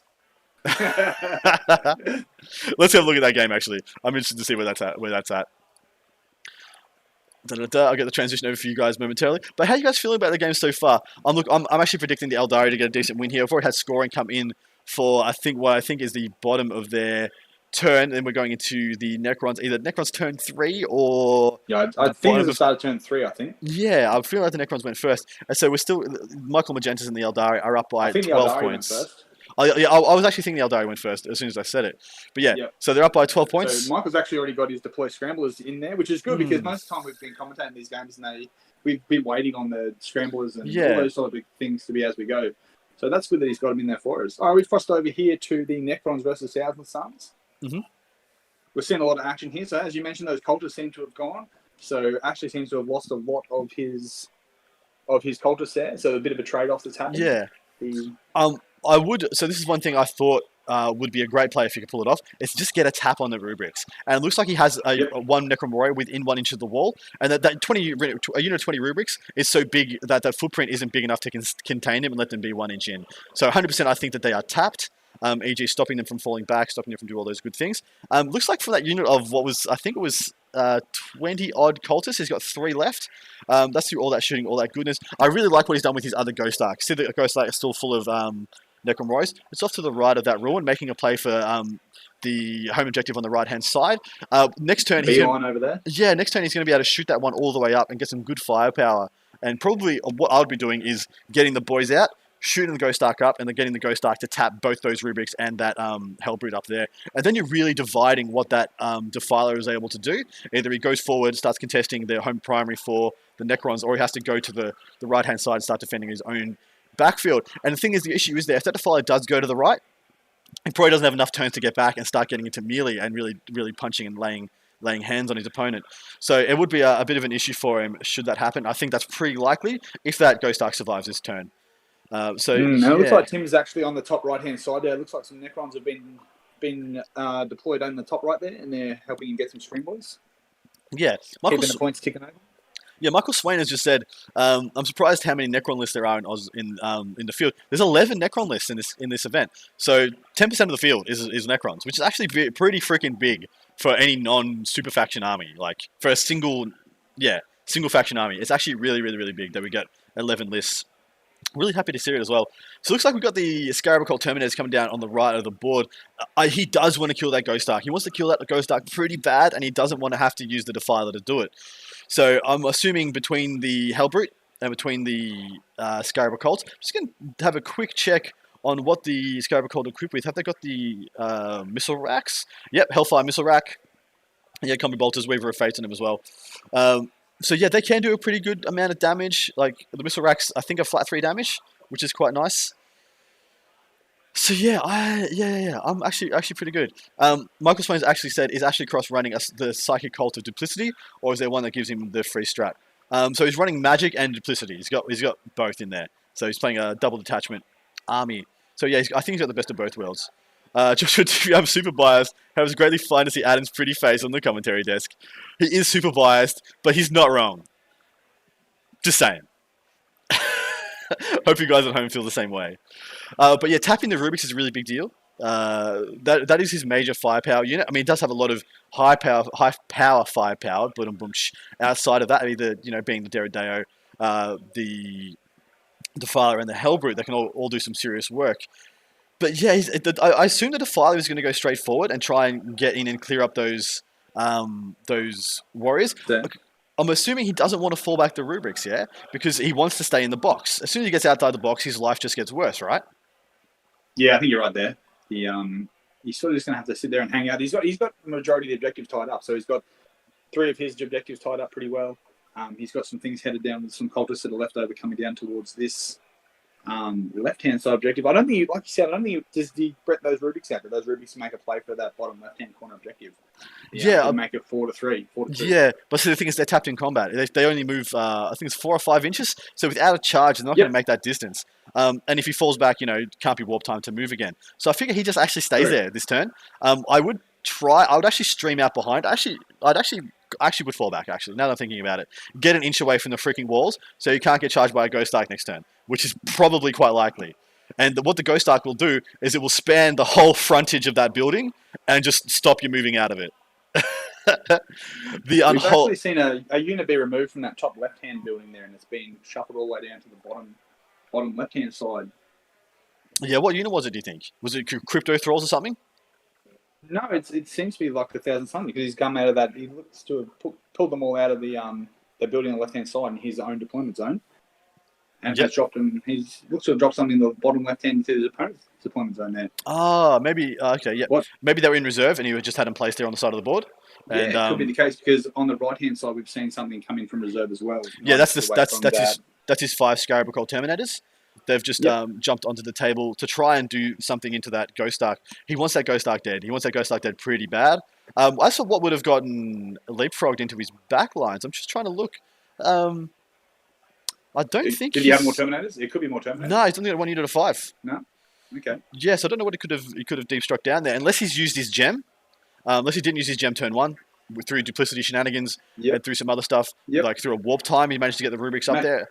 Maybe he's just used his gem now and he's just jumping them in the backfield. Because look at his He's got deploy scramblers. So that is one thing that might be an issue for him. Because the cultists had to fall back, he can't deploy scramblers. They're not going to survive the next turn. They're going to get picked up by some minuscule shooting here, there, everywhere. So he's actually in an issue where you don't want to rely on those Terminators to be deploying scramblers either. You don't want to use your Scarab Recall Terminators to deploy the scramblers. I mean, you would if it's the difference between getting 10 points and not getting 10 points. You're just going to do that. But man, feels bad, brother. Just had the TO Adam Napier walk in. What's going on, mate? Hey, guys. None of that. Oh, Get off. No, what's up? You right? Can you just put your email address in? I'm just trying to fix up the master event yesterday. Sure. Sorry, Nick, talk. Oh, you're good. Sorry, man. Do the thing, Nick. Thought you were taking it away. All right. So just continue on chatting over this game here. We're actually seeing a big chunk of Necrons being actually punched in and taken off the table. The Asher seems to be in a big control of this game. A lot of the boys in the chat here must be mates with him. They're saying he's been playing a lot of games. 10 games in the 2020 season, which has obviously been a lot for the restrictions that we've had. So very well works for this list. I'm liking the Derrideo in this list. Sitting back there doing some damage. Yeah, I'm actually a big fan as well. I would like to know. I remember reading the anti-air missiles, the Biolis or whatever it's called, missile launcher, and being impressed, being happy with it, thinking it was a good, well-pointed addition. So I'm interested to know if anybody's able to look that up for us. Unfortunately, I can't take the 5 minutes to go find my book, look it up, and see what's going down for you. So please, if anybody can find that, chuck it on.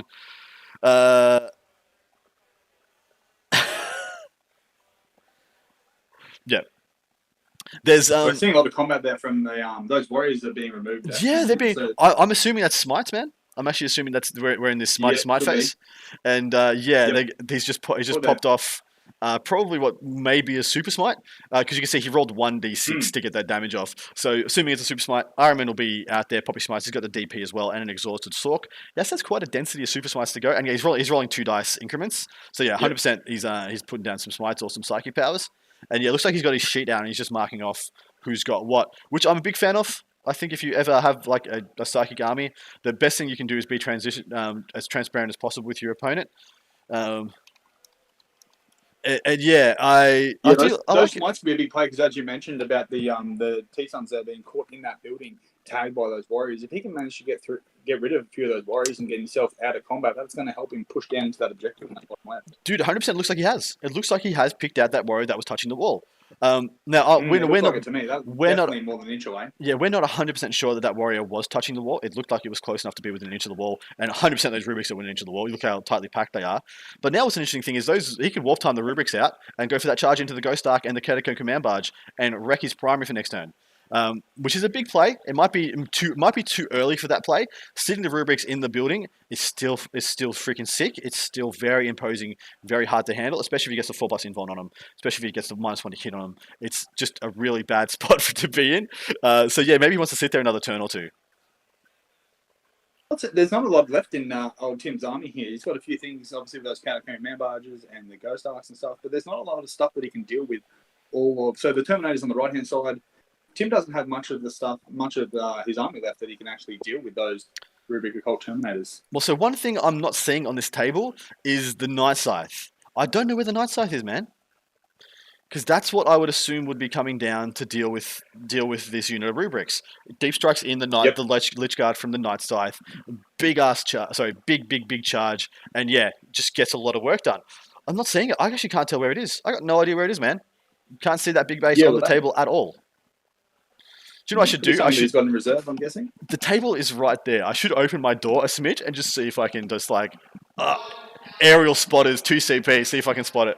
But yeah, let's have a switch over. Let's have a quick jump to our 3 table, and we'll see if between us we can see anything saucy going on there. We'll jump to that next.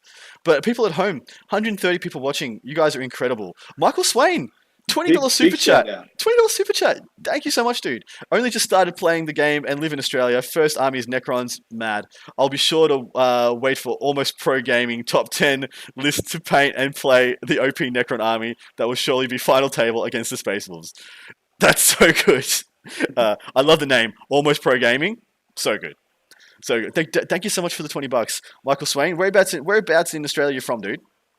Whereabouts in Australia from? I want to give you a shout out, and please let us know if we can do anything for you, dude. Thank you so much. $20, amazing contribution. Thank you so freaking much, man. I love that.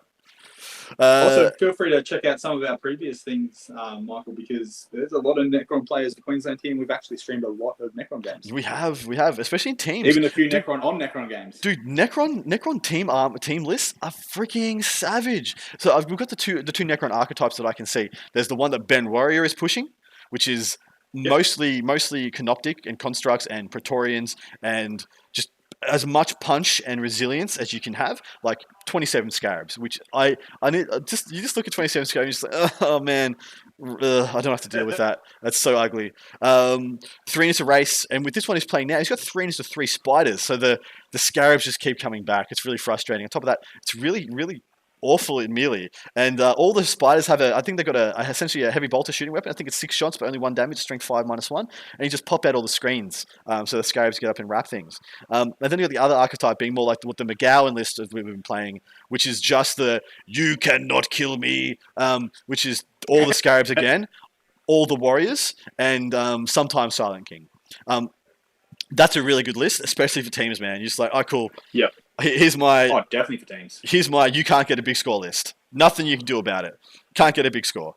It's interesting to see how people pick the build your own whatever it is. Dynasty. Dynasty. I was about to say Forge World, but yeah, sometime. It's funny that they should be called Forge Worlds more than the Mars ones should be. Like, because they're actually whatever. But yeah, what do you think about those 2 archetypes? Which way do you sit on it? Because I think I like the Ben Warrior style better. The fully push into your face, chop everything up. Yeah, I like it because it gives you more options. It gives you the ability to play aggressive. It gives you the list ability to get into combat with things.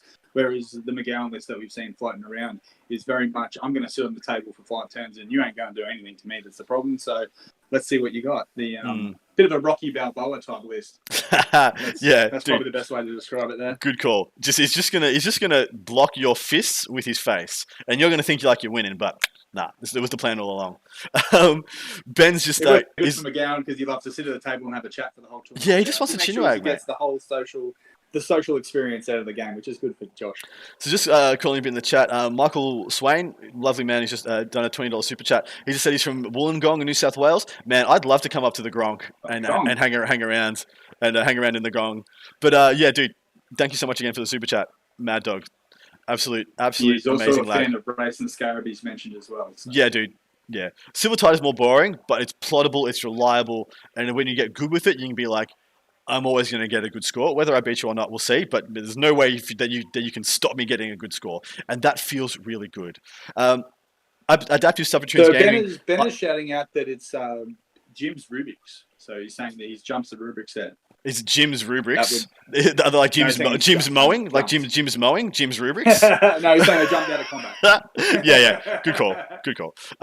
But so, like I was saying, sorry, Adaptive Subroutines Gaming. Go down to Ashley's game there and have a look. Yeah, we will. I'll hit the transition now. I just want to address Adaptive Subroutines Gaming because I think they did I believe I remember they did a blog post on this event, called out a bunch of the more interesting lists, which hopefully we'll probably get on later in the event. But yeah, dude, love your work. Thank you so much for being involved. Thanks so much for doing what you do as well. And his big call at the moment is I'm calling a Mephrit comeback for Necrons soon. I think so too. I think that's actually a good call. Which actually, yeah, I think that's a good call. I think Mefrit is pretty unexplored.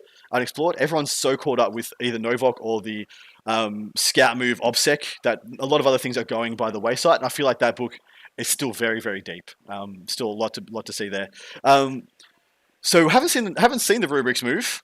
Don't know what you're talking about, Ben. Rubrics haven't moved. They're still in the box, mate. That could be the unit we were talking about on the bottom left-hand side. Remember before I was saying the top left we've had something that was in that ruin. Oh, 5-man Rubrics. So I think that's what he's pointing out for us. Yeah, unit of 5-man Rubrics might have gotten moved down there. That would be a nice little play. Because then they are the play because that's actually going to open up the 4 objectives for Ashley there. Yes, it will. And the bottom left-hand corner all of a sudden becomes exposed without risking your big Bomber 20 Rubrics in the middle. You keep them in the box, keep them in cover, keep buffing them, shooting out, doing all the good stuff you're already doing. That unit of 5 being OBSEC, there's no OBSEC on that side of the table anymore. The OBSEC has moved off to the right. If there is any remnant of the 20-man left, it's not in a relevant position because it's off the board. We can't see it. Never heard of it. And we know that the Ghost Arc that's most relevant to where all the action is happening is empty. That unit of Reaper, Gorse Reaper, Warriors got out last turn. So that unit of 5 the 5 Rubrics, they're probably going to cop a Catacomb Command Barge to the face, but that means that CCB isn't going into where it needs to be, which is the middle. That Killy CCB that they've got will actually go in and kill a bunch of Rubrics. And the issue there is it's actually annoying to kill on the return. Admittedly, he probably just tries to kill it with smites. Just tries to lay on enough smites to kill it out. But what would be sick is if you get that CCB into the Deredeo. Because that lad would like legit almost tear down that Deredeo in one turn. Although actually I'm thinking Deredeos are -1 damage, aren't they? I don't think he does actually. I don't think he does. Don't think he does kill in one turn. Looks like the Deredeo so like you pointed out, we've seen Ashley sort of split the Necron force, hasn't he? So he's done that early pre-game move, and that has actually forced Tim to split himself up. And in doing that, Ashley has brought his occult terminators on the right-hand side, and now the rear of the table. So we've seen Ashley there split him and come around to the back, and he's actually surrounded him completely. And he's starting to slowly pick off those Necron units. So like you mentioned, that command barge on the right-hand side. Yes, they're going to be able to deal with the Terminators, but it's actually completely out of play. He'll be able to hold one objective, which isn't enough. Yeah. He's going to have to... Oh, we've seen a command barge. The Ghost Arc. Yeah, the second Ghost Arc just got picked then. Ghost Arc, sorry. Now, the only unaccounted for element in this game is the 10 Lich Guard in reserve. That's the only unaccounted for element. I'm really hoping... And the Flyer? I don't know where the Flyer is. I got no idea where it is. I'm assuming it's not dead. Maybe the only thing that maybe could have seen at turn 1 was the Deredeo. I didn't even think it could. Sorry. What's on the Chappie Dread? What's on the other Dread? It's a last cannon missile launcher. Apologies. Aircraft can't be obscured. Aircraft can't be obscured. My bad. He would be able to shoot it. Definitely put the Deredeo into it. Definitely could have put the las cannons into it. Maybe it died. If it died, then those Lich Guard are in reserve. Oh, that is almost enough to put the Necrons out of contention for winning this game. And that is because, dude, we just saw a dynamic, aggressive T-Suns army, dude. It's exciting. Exciting. That's what we're here for. What we're here for, to bring this to the people. Didn't think they had it in them. Didn't think they had it in them. But yeah, so people would assume this is a... Yeah, so Adaptive Sovereign Zane's pointed out they also could have flown into reserves and come back and drop a Lich Guard later. So yeah, if they did survive, that would be a good play. Because naturally, T-Suns went first, fly off turn 1, so you can't get dumpstered on. Maybe it came down to maybe it was only had a couple of wings left, and it was like, oh cool, I have to fly it off now. I can't leave it on the table; it will just die. So yeah, absolutely right. That could be exactly what happened, man. This should be what's going to be throwing this many dice. This should be Rubrics shooting. I believe it's probably a combination of Deredeo and the Defiler has probably pulled down that Ghost Arc. I like that they've got a dice tray. I do like a good dice tray. I brought mine yesterday. Didn't do me any good. did me the opposite of good. But yeah, so this one looks like it's in a pretty stable position for the T-Suns. What could you see happening for the Necrons to get them back in it? Like the obvious thing they need to do is they have to dislodge that 20-man Rubric unit. It has to go. He can't be there shooting quality firepower out of it and then staging all his smites and all his buffing powers behind it. It's just too good. At the same time, the Defiler is actually a legitimately big problem, isn't it? It definitely is, yeah. Tim's going to have to do something about Ashley's threats that he's got here. He has a lot of threats, like you mentioned, those 1,000 Suns. Ashley is completely controlling the center board with the units that he has, and he has things skirting around the outside, which is actually what's scoring the points. So Tim's in a position there where he needs to be able to deal with the little units on the outside. But if he is to do that, he's going to get picked apart by the big units from the inside of his army. So Ashley is actually taking from the inside out and destroying him and scoring points from the outside in. Yes, Which is a very, very smart play. Yeah, it's actually really clever. We can see there's a couple of wind dice have been chucked on both of these Catacomb command barges, so that's bad. That Ghost Ark was the thing that was stopping them from being shot. No longer stopping them, as it is freaking dead. Unless that is explosions from the Ghost Ark, took wounds off each. Because I can't see him splitting fire into those ones. Surely you just pick the one that's going to kill you in combat, and you chuck everything you've got into it that's left. So yeah, I'm of the opinion that's probably the Ghost Ark's exploded. Which is pretty bad. It's a pretty bad time. Unless shooting the Rubik's and he's decided to split in the hopes of spiking a bunch of damage into either, and then maybe he's got some pinch hitting stuff here and there to try and finish one off. But I know the Derridae is already shot. I assume the Rubik's have already shot. I don't think there's anything else in his army that throws more than 10 dice. Like, there's actually nothing else that shows more than 10 dice at a time in this army, apart from the Rubik's. Or maybe Stubbers on the friggin' cultists. So yeah, I think this is probably... Shout out to Bill, Adam. Yeah?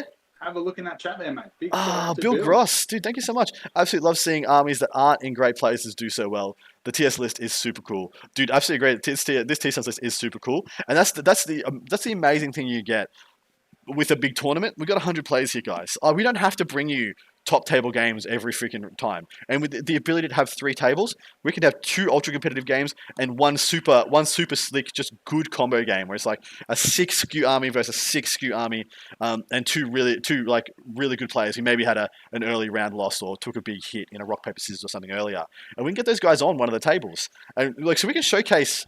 We have a lot of agency in the content we bring to you, and I feel so free.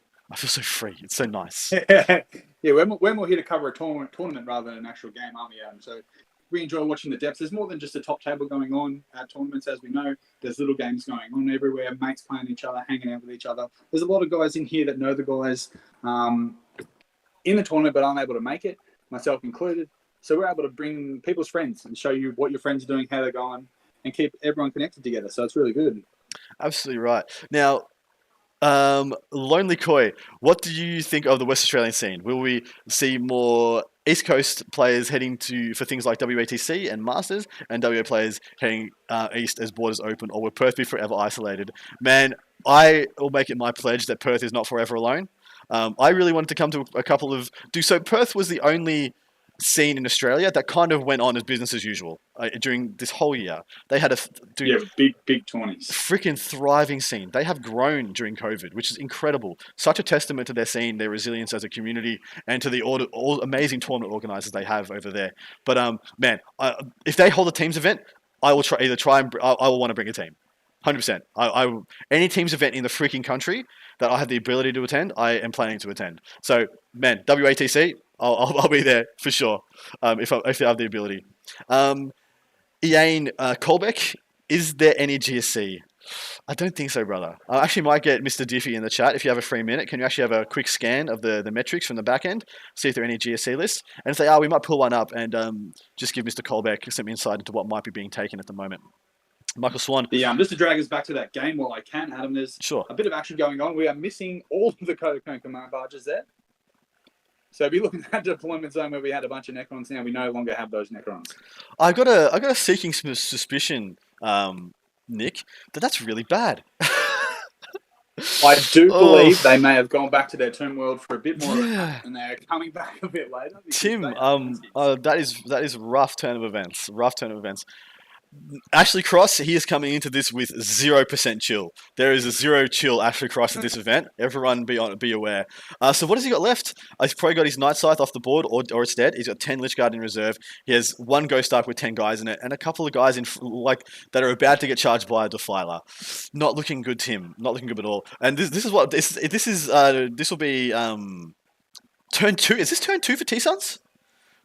turn one, they Hard to tell without having the primary scores updated. So Yeah, that's usually turn- an easy indication of what term we're on. yes, I'm telling you right. It's because Mr. Cross has no chill. You can't chill long enough to put the scores in.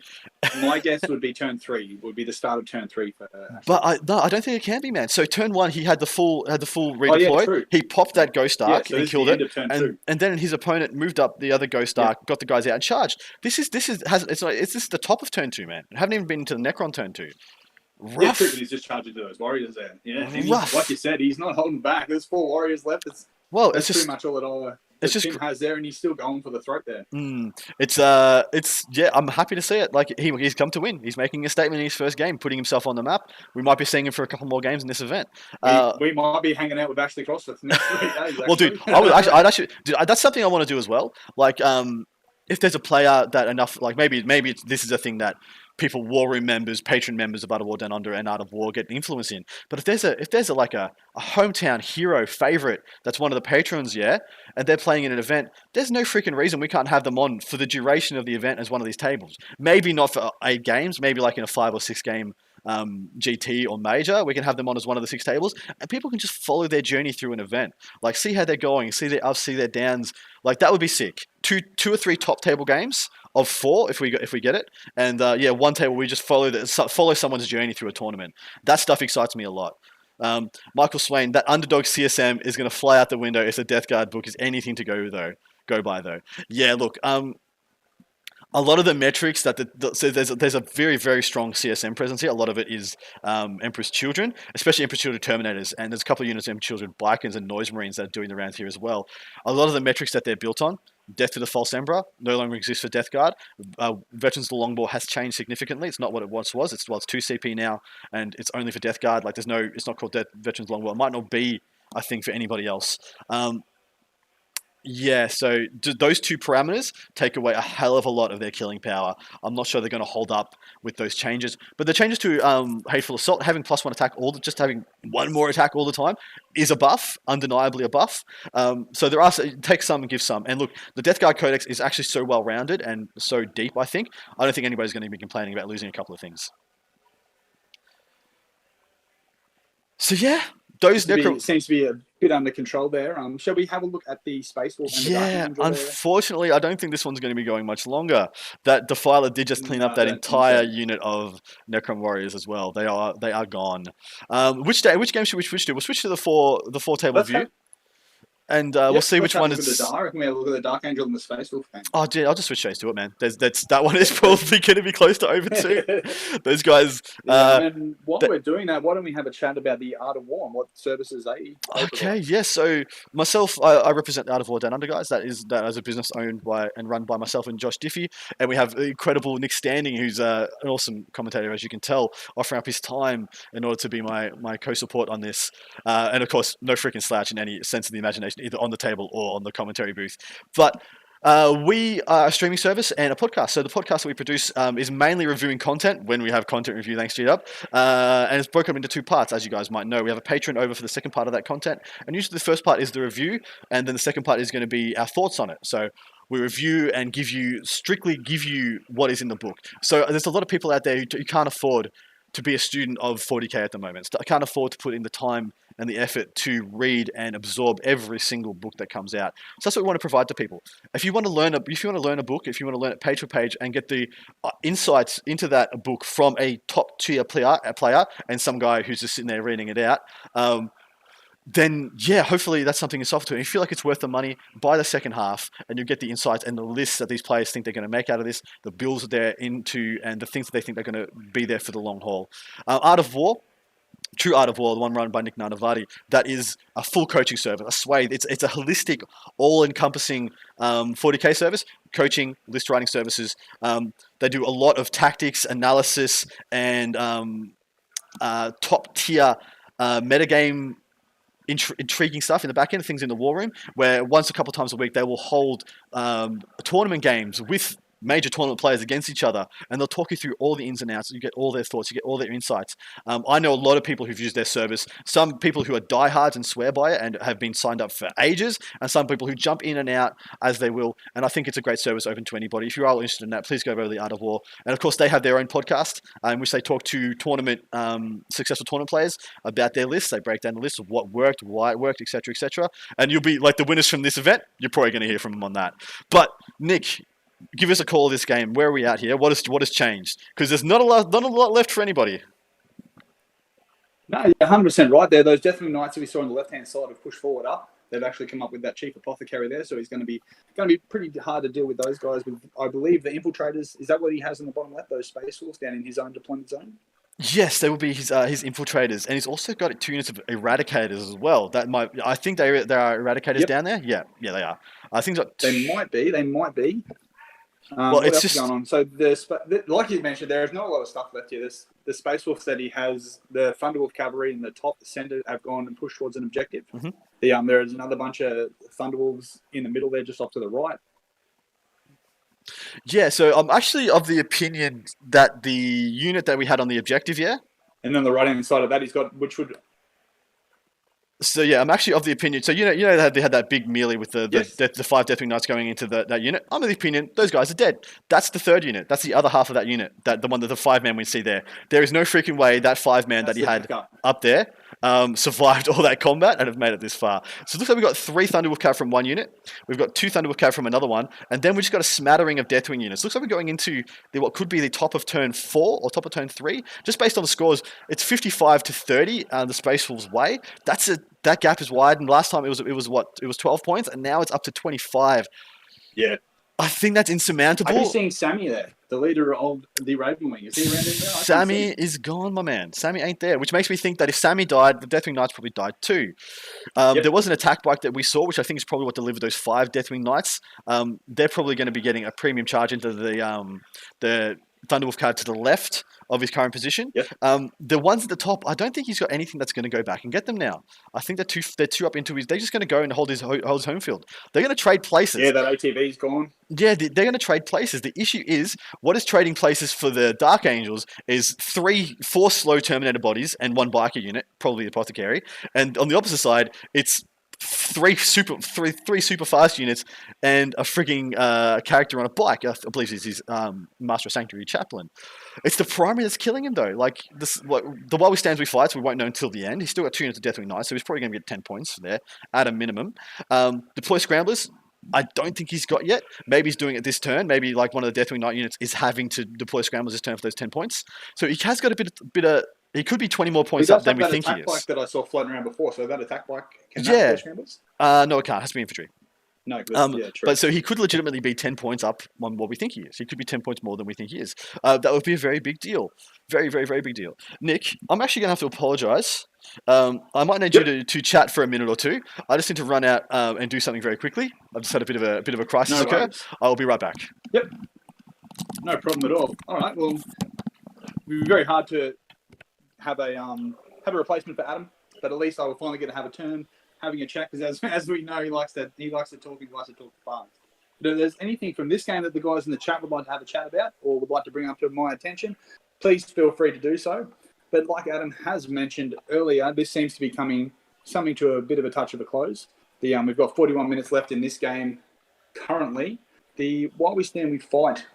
Personally, for me, I can see maybe this T-Wolf dude, he's going to start going after these Deathwing Knights that we have in the table here, trying to get rid of that while we stand, because that could be something that Michael is looking at keeping his points on there as high as he can. There we have. So the top right-hand corner, we have Sammy's back. He's ducked in. He's filled up his jet bike with some more fuel in that top right-hand piece of ruin there, and he's come back out to place. So that's a big call. That is something that Adam and I were previously commenting on the game with him gone.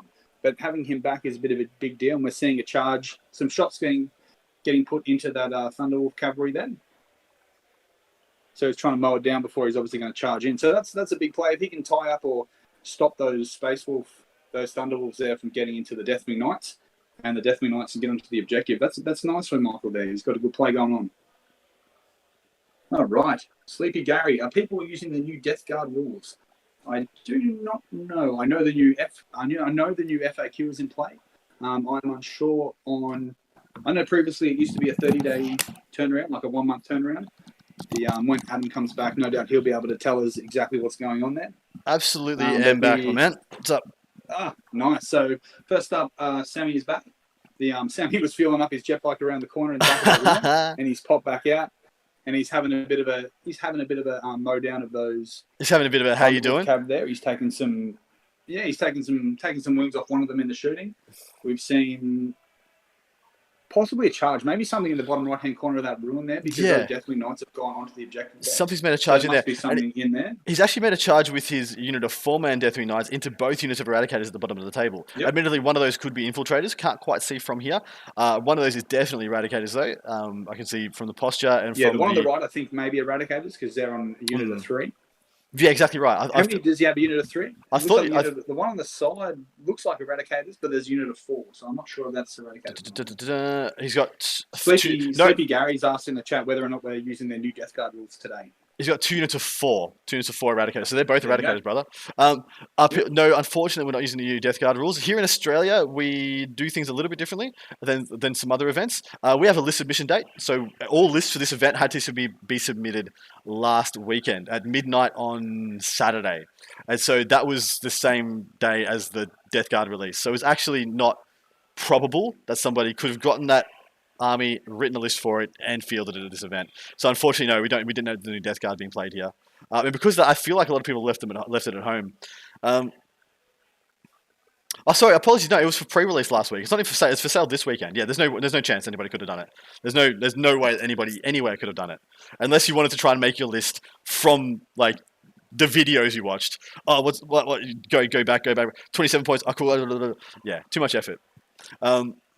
I was on FTN with Paul Murphy this week. That episode probably hasn't come out yet, but he is really, really high on Spawn, Death Guard Chaos Spawn, and he might be onto something there for the same reason people like Beasts. But I'm kind of the opinion you don't need to make Death Guard more durable. You just take them as they are. The durability is all built in already. Like apart from like Miasma, they're pretty much good to go. Sleepy Gary is a good name as well. So it looks like the bottom left-hand unit of Eradicators bottom right-hand has had 3 of their 4 complement been picked up, and looks like he's lost what looks like 2 possibly from the next one. That's probably pretty good. That's a pretty good inroads there from those players. I really wanted to see what got picked. I imagine he would have transhumed there as well. So I would have myself. If he had the CP2, he definitely would have. Yep. We've got the bottom right-hand unit going in now. Interesting, Sammy didn't charge. Did he forget to charge Sammy? Surely Sammy wouldn't have advanced. Oh, maybe he needs to hold the objective. What's he got? No, he doesn't hold the objective. While we stand, engage. Tag them up. Yeah. Maybe he doesn't want to be tagging them up so that they can't come into those Terminators. 100%. You would want to tag them up, man. And Sammy actually has a good chance of killing 1, if not 2 of them. He's got 6 attacks on the charge, hitting on 2s, strength 8. So hitting on 2s, winning on 3s, and then 2 damage each. So every 2 through, same metrics as the Thunderhammers. Any 2/3 kills a Thunderwolf. One of them looks like they're already wounded. That guy's on 2 wounds left. Yep. It's not inconceivable. You kill both of them. But yeah. Yeah, and you wouldn't kill, and it doesn't look like there's any dice around Sammy himself. So you believe that he'd still be around to tie them up there like he should be doing. Yeah, I want to see what gets picked out of this bottom right hand corner. I'm assuming it's going to be Infiltrators. We see get picked out. I have no idea what happened there. I can't see. But yeah, looks like he's cleared that unit. He's just piling in, consolidating. Yeah, he's going to get into his. He's going to into his cover. 0+ save Deathwing Knights. There ain't no shooting in this army now that the Eradicators have been charged. There ain't no shooting in this army that's going to kill those dudes. Yeah, so good play there. He could have gone to the Thunder Cav, but he's playing the primary as well. Maybe he knows he's down. I mean, being down 25 points when you went first, would feel pretty bad. There would be a lot of pressure there. Objective subroutines. Units of 3 spawn will be all over, and I believe he means all over the place, and which I agree. Yes. Braden Robertson, what's happening? Asked if we could have a look at that Eldari versus the Necron game. Yeah, let's jump over. Let's have a quick gaze. So, beauty of this is at any point, at any time, we can just jump in. Actually, one thing I would like to... So, we'll jump over to this table very quickly. That's a Necron game. So, I just want to point out to someone. I walked past this table, and whoever called it that the Night Cycle was off the table, +1 to you, brother, or sister, 100%. Night Sight still off the table. He's flown on. He's dumped down the Lich Guard. And they're going for the Dare, and they're probably going to try and get a tap off into the Rubrics, which I believe is a good call. That should be coming up for you guys any second now. No worries. It's actually the other game that they're chasing, the Eldari game. Yeah, I just wanted to show the change of metrics there. So as soon as that call comes up, that call should come up now. Yeah, so the Lich Guard have come down. Night Sight's there. Look, I believe the game is out of the Necrons' hands. I do love that this guy is like, nah, man, I'm going for it anyway. You have no chill. I have no chill. Here to win. The way to play the game. Here to win, here to play. All right. Silent King time. Let's Silent King it up. This is looking a bit... Game's going to need to have that attitude too, because just because you drop the first game doesn't mean you're completely out of a higher place. Absolutely not. You're going to have to make sure you keep out those bad points out. So a 7-1 finish at this event is freaking amazing. A 6-2 finish at this event is very respectable. If I was playing this, I'd be playing for a 7-1, but I'd be happy to walk away with a 6-2. As you know yourself, Adam, there's no harm in dropping and in losing round one. Is there? These guys are almost done. Look at that score, 84-70 to the Eldari's way. The Silent King, I hate to say it, has had the impact of like three las cannons. He's just been shooting his minions every turn. You could say that he's been silent this game, Adam. He's been very silent. And look at what he's got left. I believe like there is not much left for the Necrons. Everything that they seem to have is in the bottom right-hand corner. Looks to be Immortals, a couple of units of Immortals back there. I can't really see any other... I can't see many Harlequins either. Looks like there's a smattering of Harlequins and characters in the bottom left-hand side on those objectives. Looks like at least two of the Wraith constructs are still alive, possibly a third somewhere. Just going to look at what he's got for a Border Witch. We do have a lot of the scores in there. So right now we have Michael Magentis playing the Eldari on 84 versus Nathan Bleakley of the Necrons looking at 70. So we've got a 14-point swing here for Michael, who we know went first. So not that he has many things left to be able to get onto objectives, but Nathan does have the final turn 5 to be able to try and catch up on that primary. Yeah, absolutely right. So it's interesting. So they've both scored their scramblers. Code of Conduct Combat has max scored a 15. Freaking baller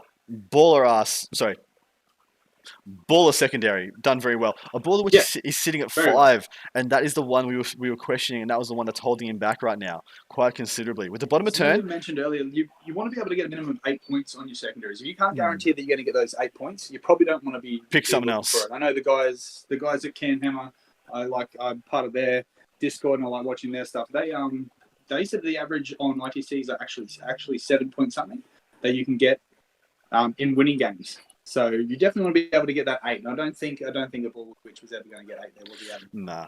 But it looks like he's picked up a character. So a character's worth 3 points for a Ball Witch. Any psychic character. The Wraith Seers are not psychic characters. E.g., one of the Wraith constructs is dead, and possibly either one of the bike characters. So I'm not seeing any of the Skyweavers, but I'm also pretty sure that it would, if it was anything, I think it would have been the Shadow Weaver that got picked up. It's so much easier for him to keep those bike characters back. Admittedly, there was one in the bottom left-hand corner that may have been exposed by a couple of Harlequin units being picked up. The issue with a lot of 5-man Harlequin troop units is that when they start dying, it's very easy to kill like 3 out of each squad. Just like 3 dead, kill the character, and then try and clear up the rest. That stuff can get quite frustrating. But I mean, that's the risk you're taking. You've got so much of a toolbox, so many extra flexibility playing Harleys that you just got to take the good with the bad, and the good far outweighs the bad at the moment. That's right. Now, so it's not that he has the tool that he may not have the tools to be able to do this, Adam. But if I'm sitting there at Nathan's boots and I'm rolling his dice for him and using his tape measure, I'm looking at being able to maybe get back some primary. I'm looking at being able to hold a couple of primaries, maybe taking down something of his while we stand, and if possible, if that is also going to involve the Witch, I'm looking at trying to get those three objectives fulfilled in this last couple of turns to try and swing that, because that will allow him to swing more than 14. So mathematically, it is not out of Nathan's doing. But based on what is on the table, there is a high possibility that it is out of Nathan. That he just doesn't have enough left. So I'm of the opinion that either at the end of turn 4, they're at the end of turn 4, or the Eldari's already had their turn 5. So we've got 40 points on primary, which can only really be done a minimum of turn 4. So the Eldari have had their turn 4, whether we've got the bottom of turn 4 to come or we're starting turn 5. We'll see who moves a model first. They could even be finished. We have seen the Eldari sit on at least 4 objectives throughout this whole entire game. Exactly right. Exactly right. So whoever moves a model first, it's their turn, and we'll know whose turn it is. But they could also be done and just packing up now. In which case, we have the final scores up for you guys. We're not seeing a lot of stuff going on. Nah, I'm even seeing a display board being pulled over. Yep. So maybe that's done. I think this one might be cooked, guys. I think there's a 14-point wing to Mr. Magentis. I think he played that game extremely well, guys. Extremely well. I will say Nathan Blakely may have played a little bit too conservative. I would have probably, with only having those fusion pistols, I would have seen where they were deployed, and I would have risked it for the biscuit, probably turn 3, and dove that Silent King in. Where he deployed him, so if you don't remember where he deployed him to all the way to the right-hand side, just above the green ruin, just above there. And he has moved 20 inches this entire game. Yeah, maybe. Probably needed to sling him a considerable distance more to make him relevant. Because that's a quarter of your army that's not doing much. So just people talking about the spawn. So I mentioned spawn once, and everyone's just losing their minds. But no, it's fair. They're actually amazing. Michael Swain. One thing about the Death Guard book is there is no free book-specific scoring. They don't have a code of combat. They don't have an oath of moment. Adaptive subroutines. In the right list, that nice size trick can be devastating. It's got so much setup though. Yeah, and you do need to get it right because it's a lot of points. Like any 10-man melee unit from Necrons is a lot of points. It's a lot of points. So you don't want to half-bake that. You don't want to half-bake that play. It's a win.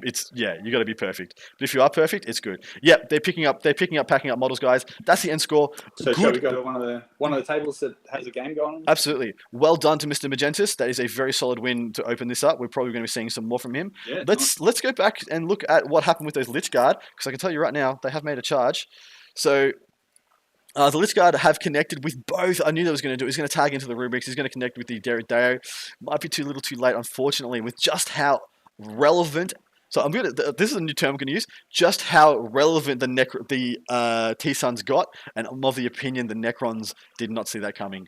Because 100% if you saw that coming, you got Ghost Arcs. You got the movement. You just backboard. You backboard the hell out of them. Make sure the Rubrics, when they deploy up, they can't double shoot. They can't be within inches to double range, because you can get within 12, you can't get within 9. I think that's the rule. I might be incorrect on that. But the Derrideo, the Defiler, the Hellbrute, block some lines of sight, play more conservative. I'm of the opinion he wasn't probably aware of just how crazy this was going to get, how quickly. And that is a very big strength of this, because T-Suns are not known for that. They are not known for that at all. Yeah, no, I think he's actually played a very good game here, like you've said. He's actually been he hasn't actually had to do a lot. So we haven't seen a lot of movement, really. We've seen a couple of little tricks move out to the flanks, like we've mentioned earlier. Those Rubik Marines have sat in there. We've had some smite batteries just sitting behind and just smiting out and helping free up those Rubik Marines. The Defiler there's just sort of sat in the middle and just cruised around. And we've seen a lot of shooting, actually. So we've seen a lot of shooting from the T-Suns list. That's what's actually got rid of those command barges, I do believe. And it's also got rid of those... the night size. No, the night size. Night size still there. Yep. But see what I did with the CCB. So not CCB. The Ghost Arc didn't die. Of course, it probably wasn't going to die to the 5 Scarab Colts, but it made with the Hellbrute shooting as well. It may have taken some wounds. It's moved back to hold that bottom right hand objective, and the Warriors have actually made a charge, and they've wrapped the Hellbrute, because the Hellbrute only has missile launcher and double las cannon. He ain't fighting his way out of the paper box. They've wrapped that boy on his home objective. And he's stuck there for a while. If he still had, if this happened last turn, very much still in the game, it's just too little too late here. I feel like Ashley Cross is just going to run away with this. If you listen, they haven't... these guys, unfortunately, are... they haven't updated their scores as we've gone. I think Ashley would be definitely ahead on primary. So he's definitely held the 3 100%. So that's a minimum of 40 points we're looking at there for Ashley. Where this gets rough... has probably held 2.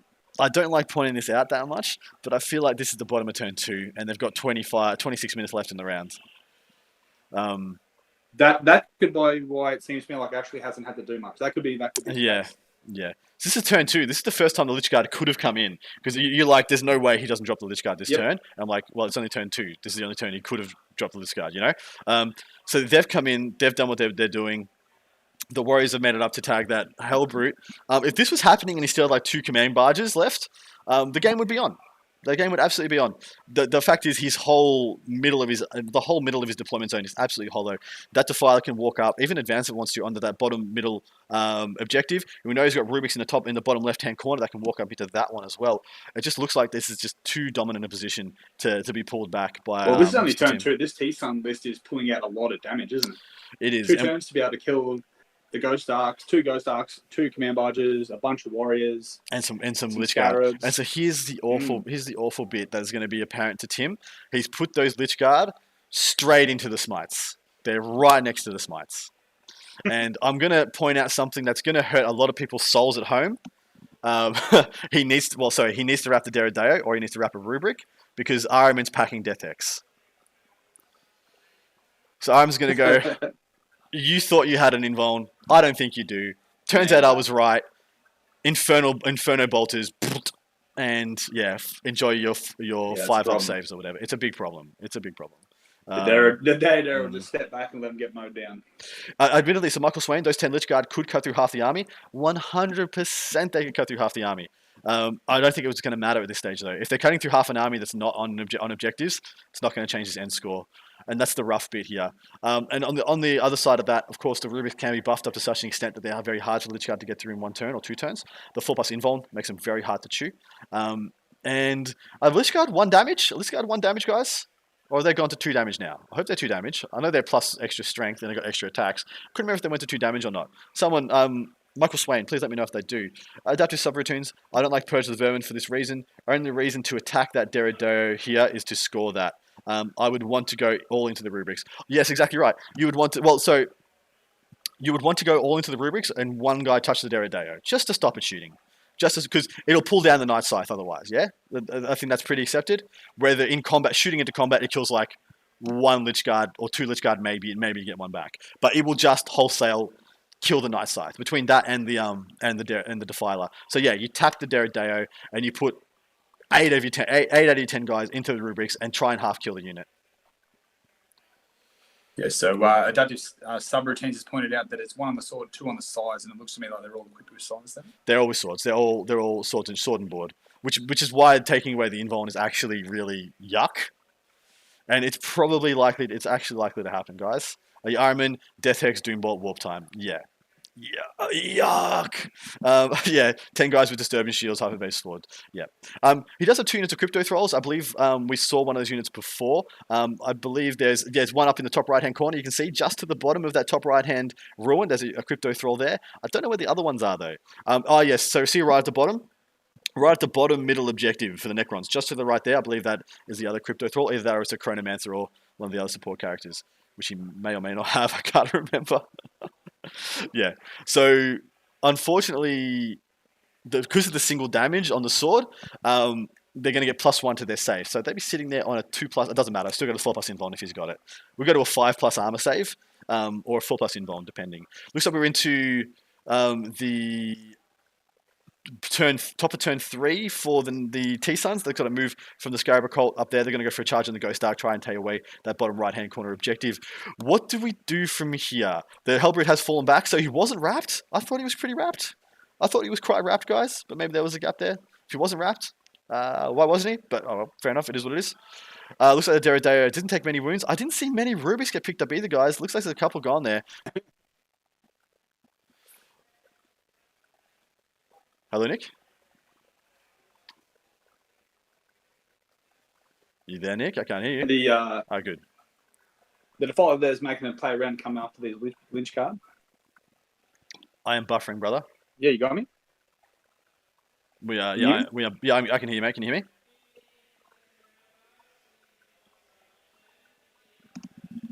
You good? Yeah, I can hear you. You got me? Yeah, I think my internet's just crapping itself. I'll plug back in. I think we're back. Hey, you got me? Yeah, I'm back. I'm back. You back?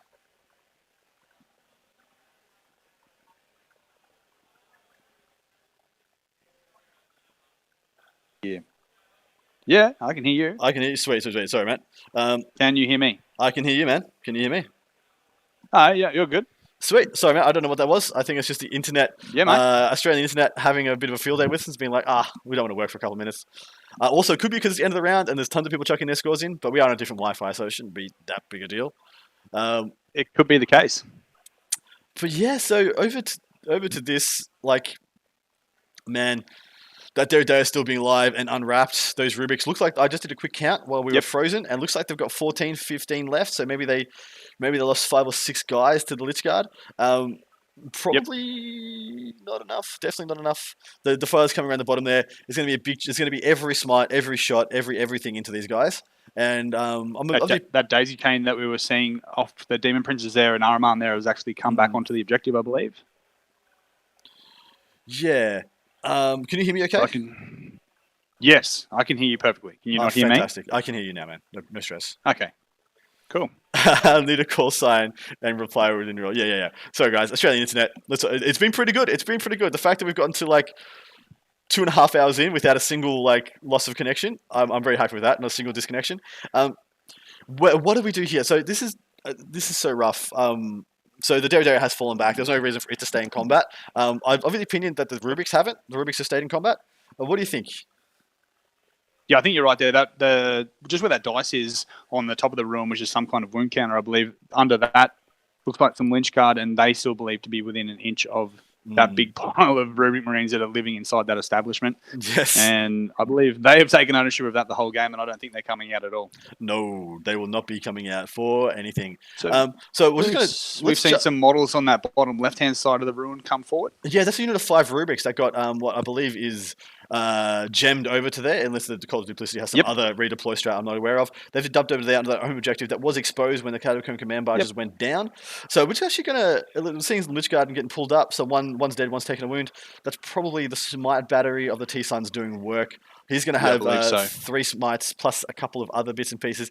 The Death Hex, man, I'm worried about the Death Hex, but I'm not actually sure it's going to matter that much. The damage is probably going to get done regardless. As soon as that unit goes down, there's no more plays. I don't think there's any more plays that the Necron player can make to make this a relevant game.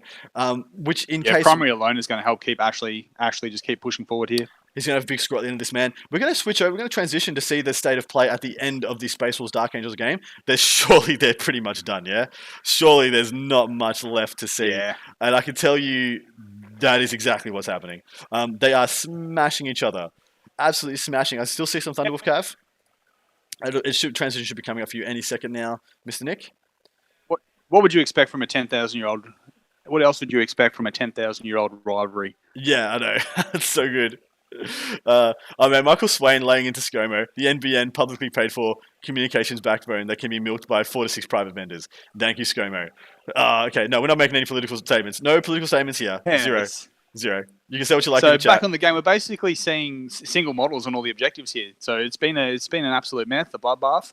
Which was what we expected from the start, especially the way those Black Knights were moving in early. Yeah. And we were seeing a lot of counter assault, and the Deathwing Knights were getting stuck in early. So it's been an absolute mess of a game in a good way. There's been lots of combats, lots of fighting going on, which is what we wanted to see. So those Deathwing Knights... a bit of a rundown on the scores here. Dude, those Deathwing Knights... I'll just give everyone a rundown on the score here. So Jack Potter... No, you go, man. No, dude.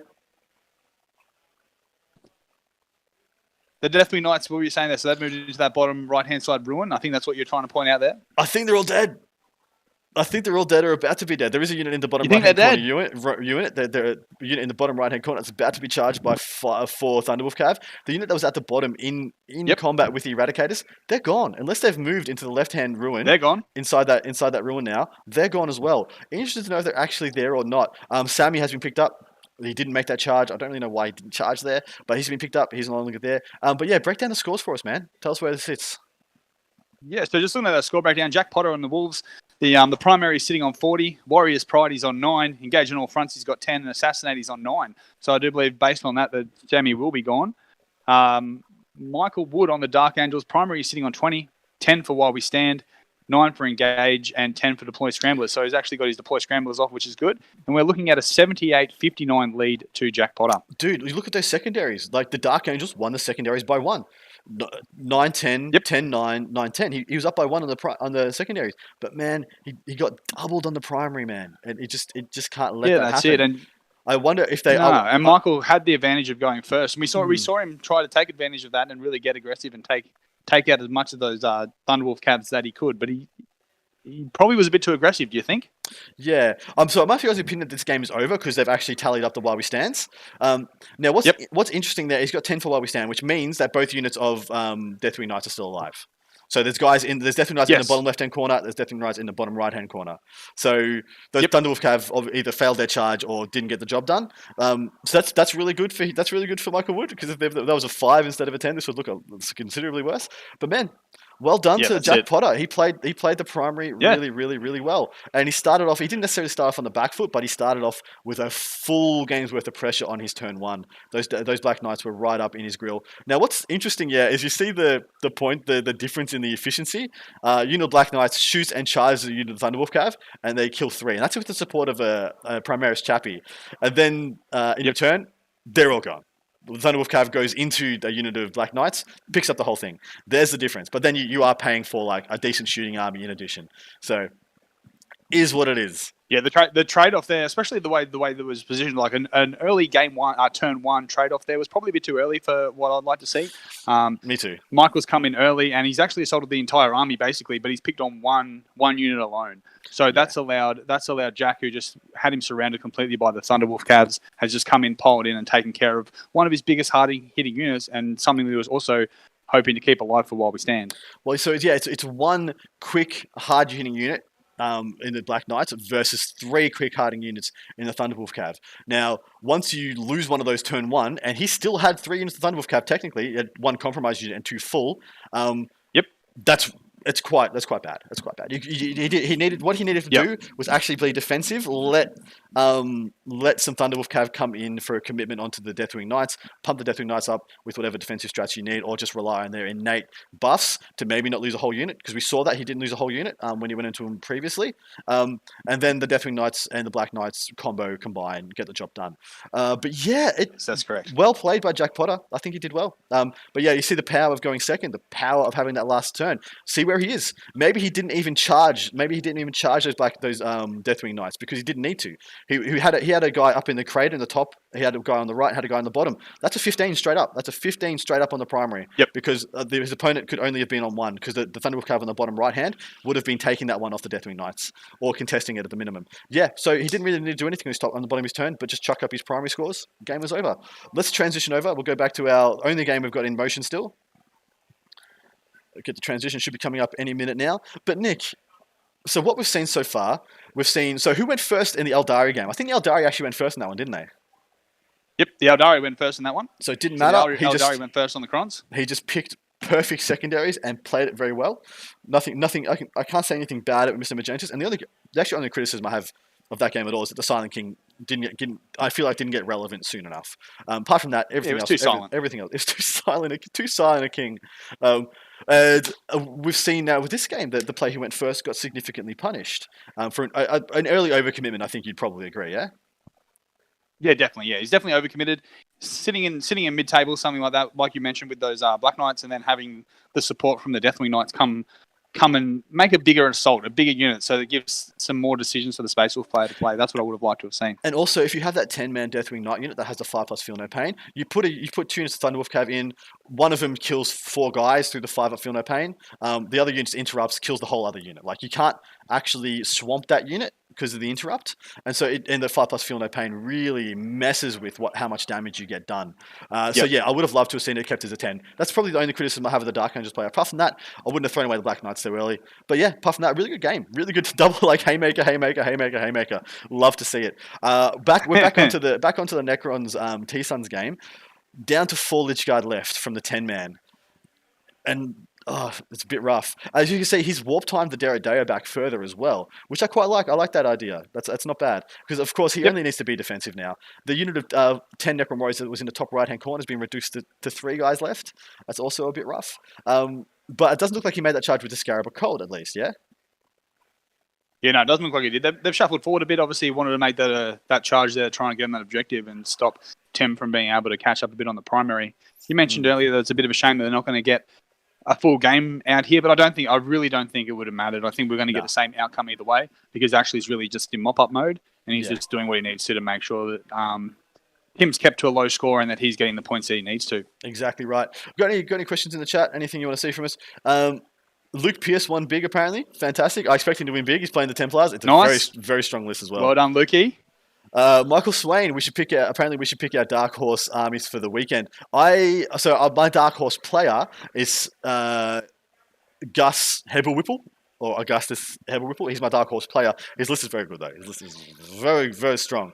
That is the 80 racks. Yes. I do remember that name. He was supposed to come up for the team event. Yeah, unfortunately he couldn't. It got cancelled. So the team event went down. Yeah. Yeah. The only issue with Ashley Cross having I presume a lot of time was lost in the big redeploy he did turn 1, because essentially he had almost 2 turns, because his deployment was almost a full turn in of itself. Yep. I'm guessing that's what's cost him a little bit of time. But the only issue is for Ashley, he's going to get the W, he's going to get the win, but he's not going to get a big score. Might be all according to Zinch's plan. Don't get it. This is one thing you want to do. If anybody who hasn't played in a 3-dayer before, an 8 or 9 gamer, small wins turn in day 1. Small wins day 1. You don't want to play the Sharks day 1. Day 2 is where you play the Sharks. The old submarine. You're just throwing out the suggestion that everyone should submarine. You need to run out into the wild, fire 2 or 3 wild submarines, lasso them, tie them together, and dive down. You want to stay below the Sharks, man. 100%. Down to the surface there. Yeah. Look, do we want to have Ashley Cross as the People's Champ? Actually, so okay. Next person who super chats. Oh, this is a bit shilly, but next person who super chats a name. That's the People's Champ. Whoever you want, at least for today. That'll be today's People's Champ. And someone from one of these games, of course. So Mr. Magentis, who won with the Eldari, definitely an underdog faction. I mean, he's like 50-50 Eldari Harlequins, which is an underdog faction. But yeah. Big. Augustus won 89-46, my boy. Yeah, big win, nice. Stewie Trainer is my champion, my personal champion. I love Stewie Trainer. We'll see how he does. He's got a cool grey nice list. Check that one out. He's got a double bomb. He's got a full Paladin bomb with Drago and support, and and a Chappie and stuff. He's also got a full Termi bomb as well, and he's got purgation squads here, there, and everywhere. So Brian Lakeland was the People's Champ yesterday, because to beat the man, you got to beat the man. Yeah, true. If he went through me and then went through Soli and then went through Liam, that's a hell of a run. More so the other two than me. That's the run. Just to bring myself down a notch. More so the other two than me, but yeah. Morton Lund. I wanted Adam to be the streaming champ. I am the streaming champ. He is the streaming champ. I think. Not as much competition. Definitely are. Not as much competition as you'd think, though, for that crown. sorry, Nick. Nah, mate, you just fire shots from back there, and until me and you can get some dice on the table, then we'll be able to prove need to do that at some point. Look, we've got 8 minutes left in this round. We might call this one early. I would like to see a last update of scores by one of these gentlemen, just to see where the lay of the land as we sign off, because there is. It looks like, is this correct? And this is Tim's last turn, I believe. If on the clock, it should definitely be Tim's last turn, but this is only the bottom of turn 3 to my estimation. And he has a total sum of 1 Ghost Ark and 2 Crypto Thralls and 1 Necron Warrior. So he's on 2 objectives, so he's looking to about to get a 5 for primary. Oh, here we go. Michael Swain has come in. Ashley Cross is the People's Champion until the outbid. I like it. Nice. Until someone outbids us. Okay. There we go. It. Michael Swan, love your work. He's even put in a bid thing. Someone outbid him. Sell hashtag. We are looking for $2.50. Does anyone have Liam Hackett at $2.50? We'll take $2.05, guys. Sell out opportunities hashtag. Let's get that trending. Let's not get that trending. But thank Michael Swan. Thank you so much. Much appreciate your generosity, mate. Much appreciate you joining us for the duration of this round. There will be a lunch break between this one and the next one. So expect us back. You got the schedule up there, brother? Are we able to get the schedule up for the people? Tell them what time the next round is going to be starting. Yeah, I do, man. I'll be able to get that to him in a couple of minutes. Beautiful. Just a quick last call this game. We've just had a very quick bottom of turn 3 for the Necrons. They don't have much to do. Fall back from the Scarab Occult with the Ghost Ark. Probably doesn't matter. Single Necron Warrior is going to get shot by a full Hellbrute. Probably never heard of you. And 2 Crypto Thralls are probably going to get defilered. But dude, legit, like first turn, those rubrics and all the casters went into that box. They haven't moved, man. They haven't needed to move. There hasn't been anything to come down apart from Lich Guard to dislodge them. Unfortunately, Lich Guard came down so unsupported that they were very much exposed. Like I said, had the Lich Guards come down and he still had those 2 Catacomb command barges to go in, start tapping things, start actually killing some of these bigger, more beefy assets, this game could have swung. I'm not sure if it would have been enough to swing entirely, like not for Tim to swing it back in his favour and win this game, but it definitely would have put him back in contention. Just a quick rundown of the score so far. Necrons, Mr. Tim screener, 7 for engagement all fronts. Not a bad score. He scored at least 2 or 3 each turn of this game. I think that's pretty respectable. Deploy Scramblers hasn't been tallied up yet. It could be on 10 points. And Purge the Vermin, 0 points. And I think that's going to stay on 0 points. I'm not sure. I think I like his engage and deploy in this matchup, especially seeing as what the T-Suns did turn 1. Yep. But Purge the Vermin, not sure that was the right pick. As for his opponent, Ashley Cross, 8 points for engagement all fronts. No surprise there. He has had absolute board dominance. Deploying with Scramblers, I expect him to have deployed Scramblers now. So there's another 10 points there. And bring it down. So he's got 1 point for each CCB, and is it 2 points? It'd be 2 points for each Ghost Arc. So 2, 4, points, yeah. 5, 6. So he's on 6. He should be on 6 points. Bring it down, and he is. There it is. And he's got another 2 points possible to get on that one. What time is the next one starting, brother? I put it up. I had a look I sent the roster up in the chat. I'll have a look right now. Sorry. Beautiful. I'll just bring it back up. I put the time up in the chat. Roster up in the Discord chat. Apologies. No, you didn't. You lied to me. It's fine. No, sorry, I put the times at Divi Centers up in the YouTube chat here, so people know when to get back to us. All right, so round 1. So round 12:15 I've got here as time. I believe that'll be South Australian time. Yes. No, sorry, 11:30. 11:30. 11:30. So we've only got half an hour from now. So we're gonna call this game. Unfortunately, 12:15. Sorry, 12:15. 12:15. 12:15. Round 2 okay, begins at 12:15. So we've got an hour from now. So yeah, we'll just call the end of this game. No stress, no fuss, no need to jump off early. Right now we've just seen a bunch of the scores added. The primary's just been updated. There's another 15-point turn for the T-Suns has come in, 12-49. Unfortunately for Mr. Tim. Rough way to open up. Carlo's asking if we have any scores from the Custodes games. I'd like to know that myself, Carlo, so have a bit of a look while we're off air. The Custodes man myself, so I'm interested in having a look and see. Hopefully we can get some Custodes on the stream over the next couple of days. Yeah, absolutely. I'd be very happy to get a Custode game or two on this. But yeah, we'll see. Maybe we'll do that. Maybe we'll see if we can swing a Custodes game into the top 3. If not, so be it. Definitely at some point it will be up and going. And yeah, it'd be very hard to keep Custos off of one of these tables in 8 games. So hopefully we can bring that to you at some point. But yeah, Nick, what are you hoping to see in the next one? Is there a faction you'd really love to see on stream apart from Stodes? Yeah, well, being the Custodes and Ultramarine fanboy that I am, I'd love to see someone busting out some Ultramarines. I'd love to see some Ultramarines coming around. It's got here. Deneath went down to Custodes. Hard luck to Deneath, our boy playing the Death Watch there. Hard luck, went mate. Down to Custodes. Oh wow! He's a Custodes aficionado himself, so he knows all their tricks and things that they got going on. So that's a shame. Hard luck to Deneath. Yeah, bad luck to Deneath. Yeah, I just want to see some more games, man. I like lots of people have mentioned, Australia has a bit of a different meta and a bit of different lists that we can see. Like we've seen with this Thousand Sun list game that's just been going on here. It was good to see that. That's something different. I'd also like to see some people from the chat getting into their mates. Hopefully a few of their mates will get on here and be able to have a good chat about that. That'll be fun. Yeah, that'd be really good. I'd love to see some more banter.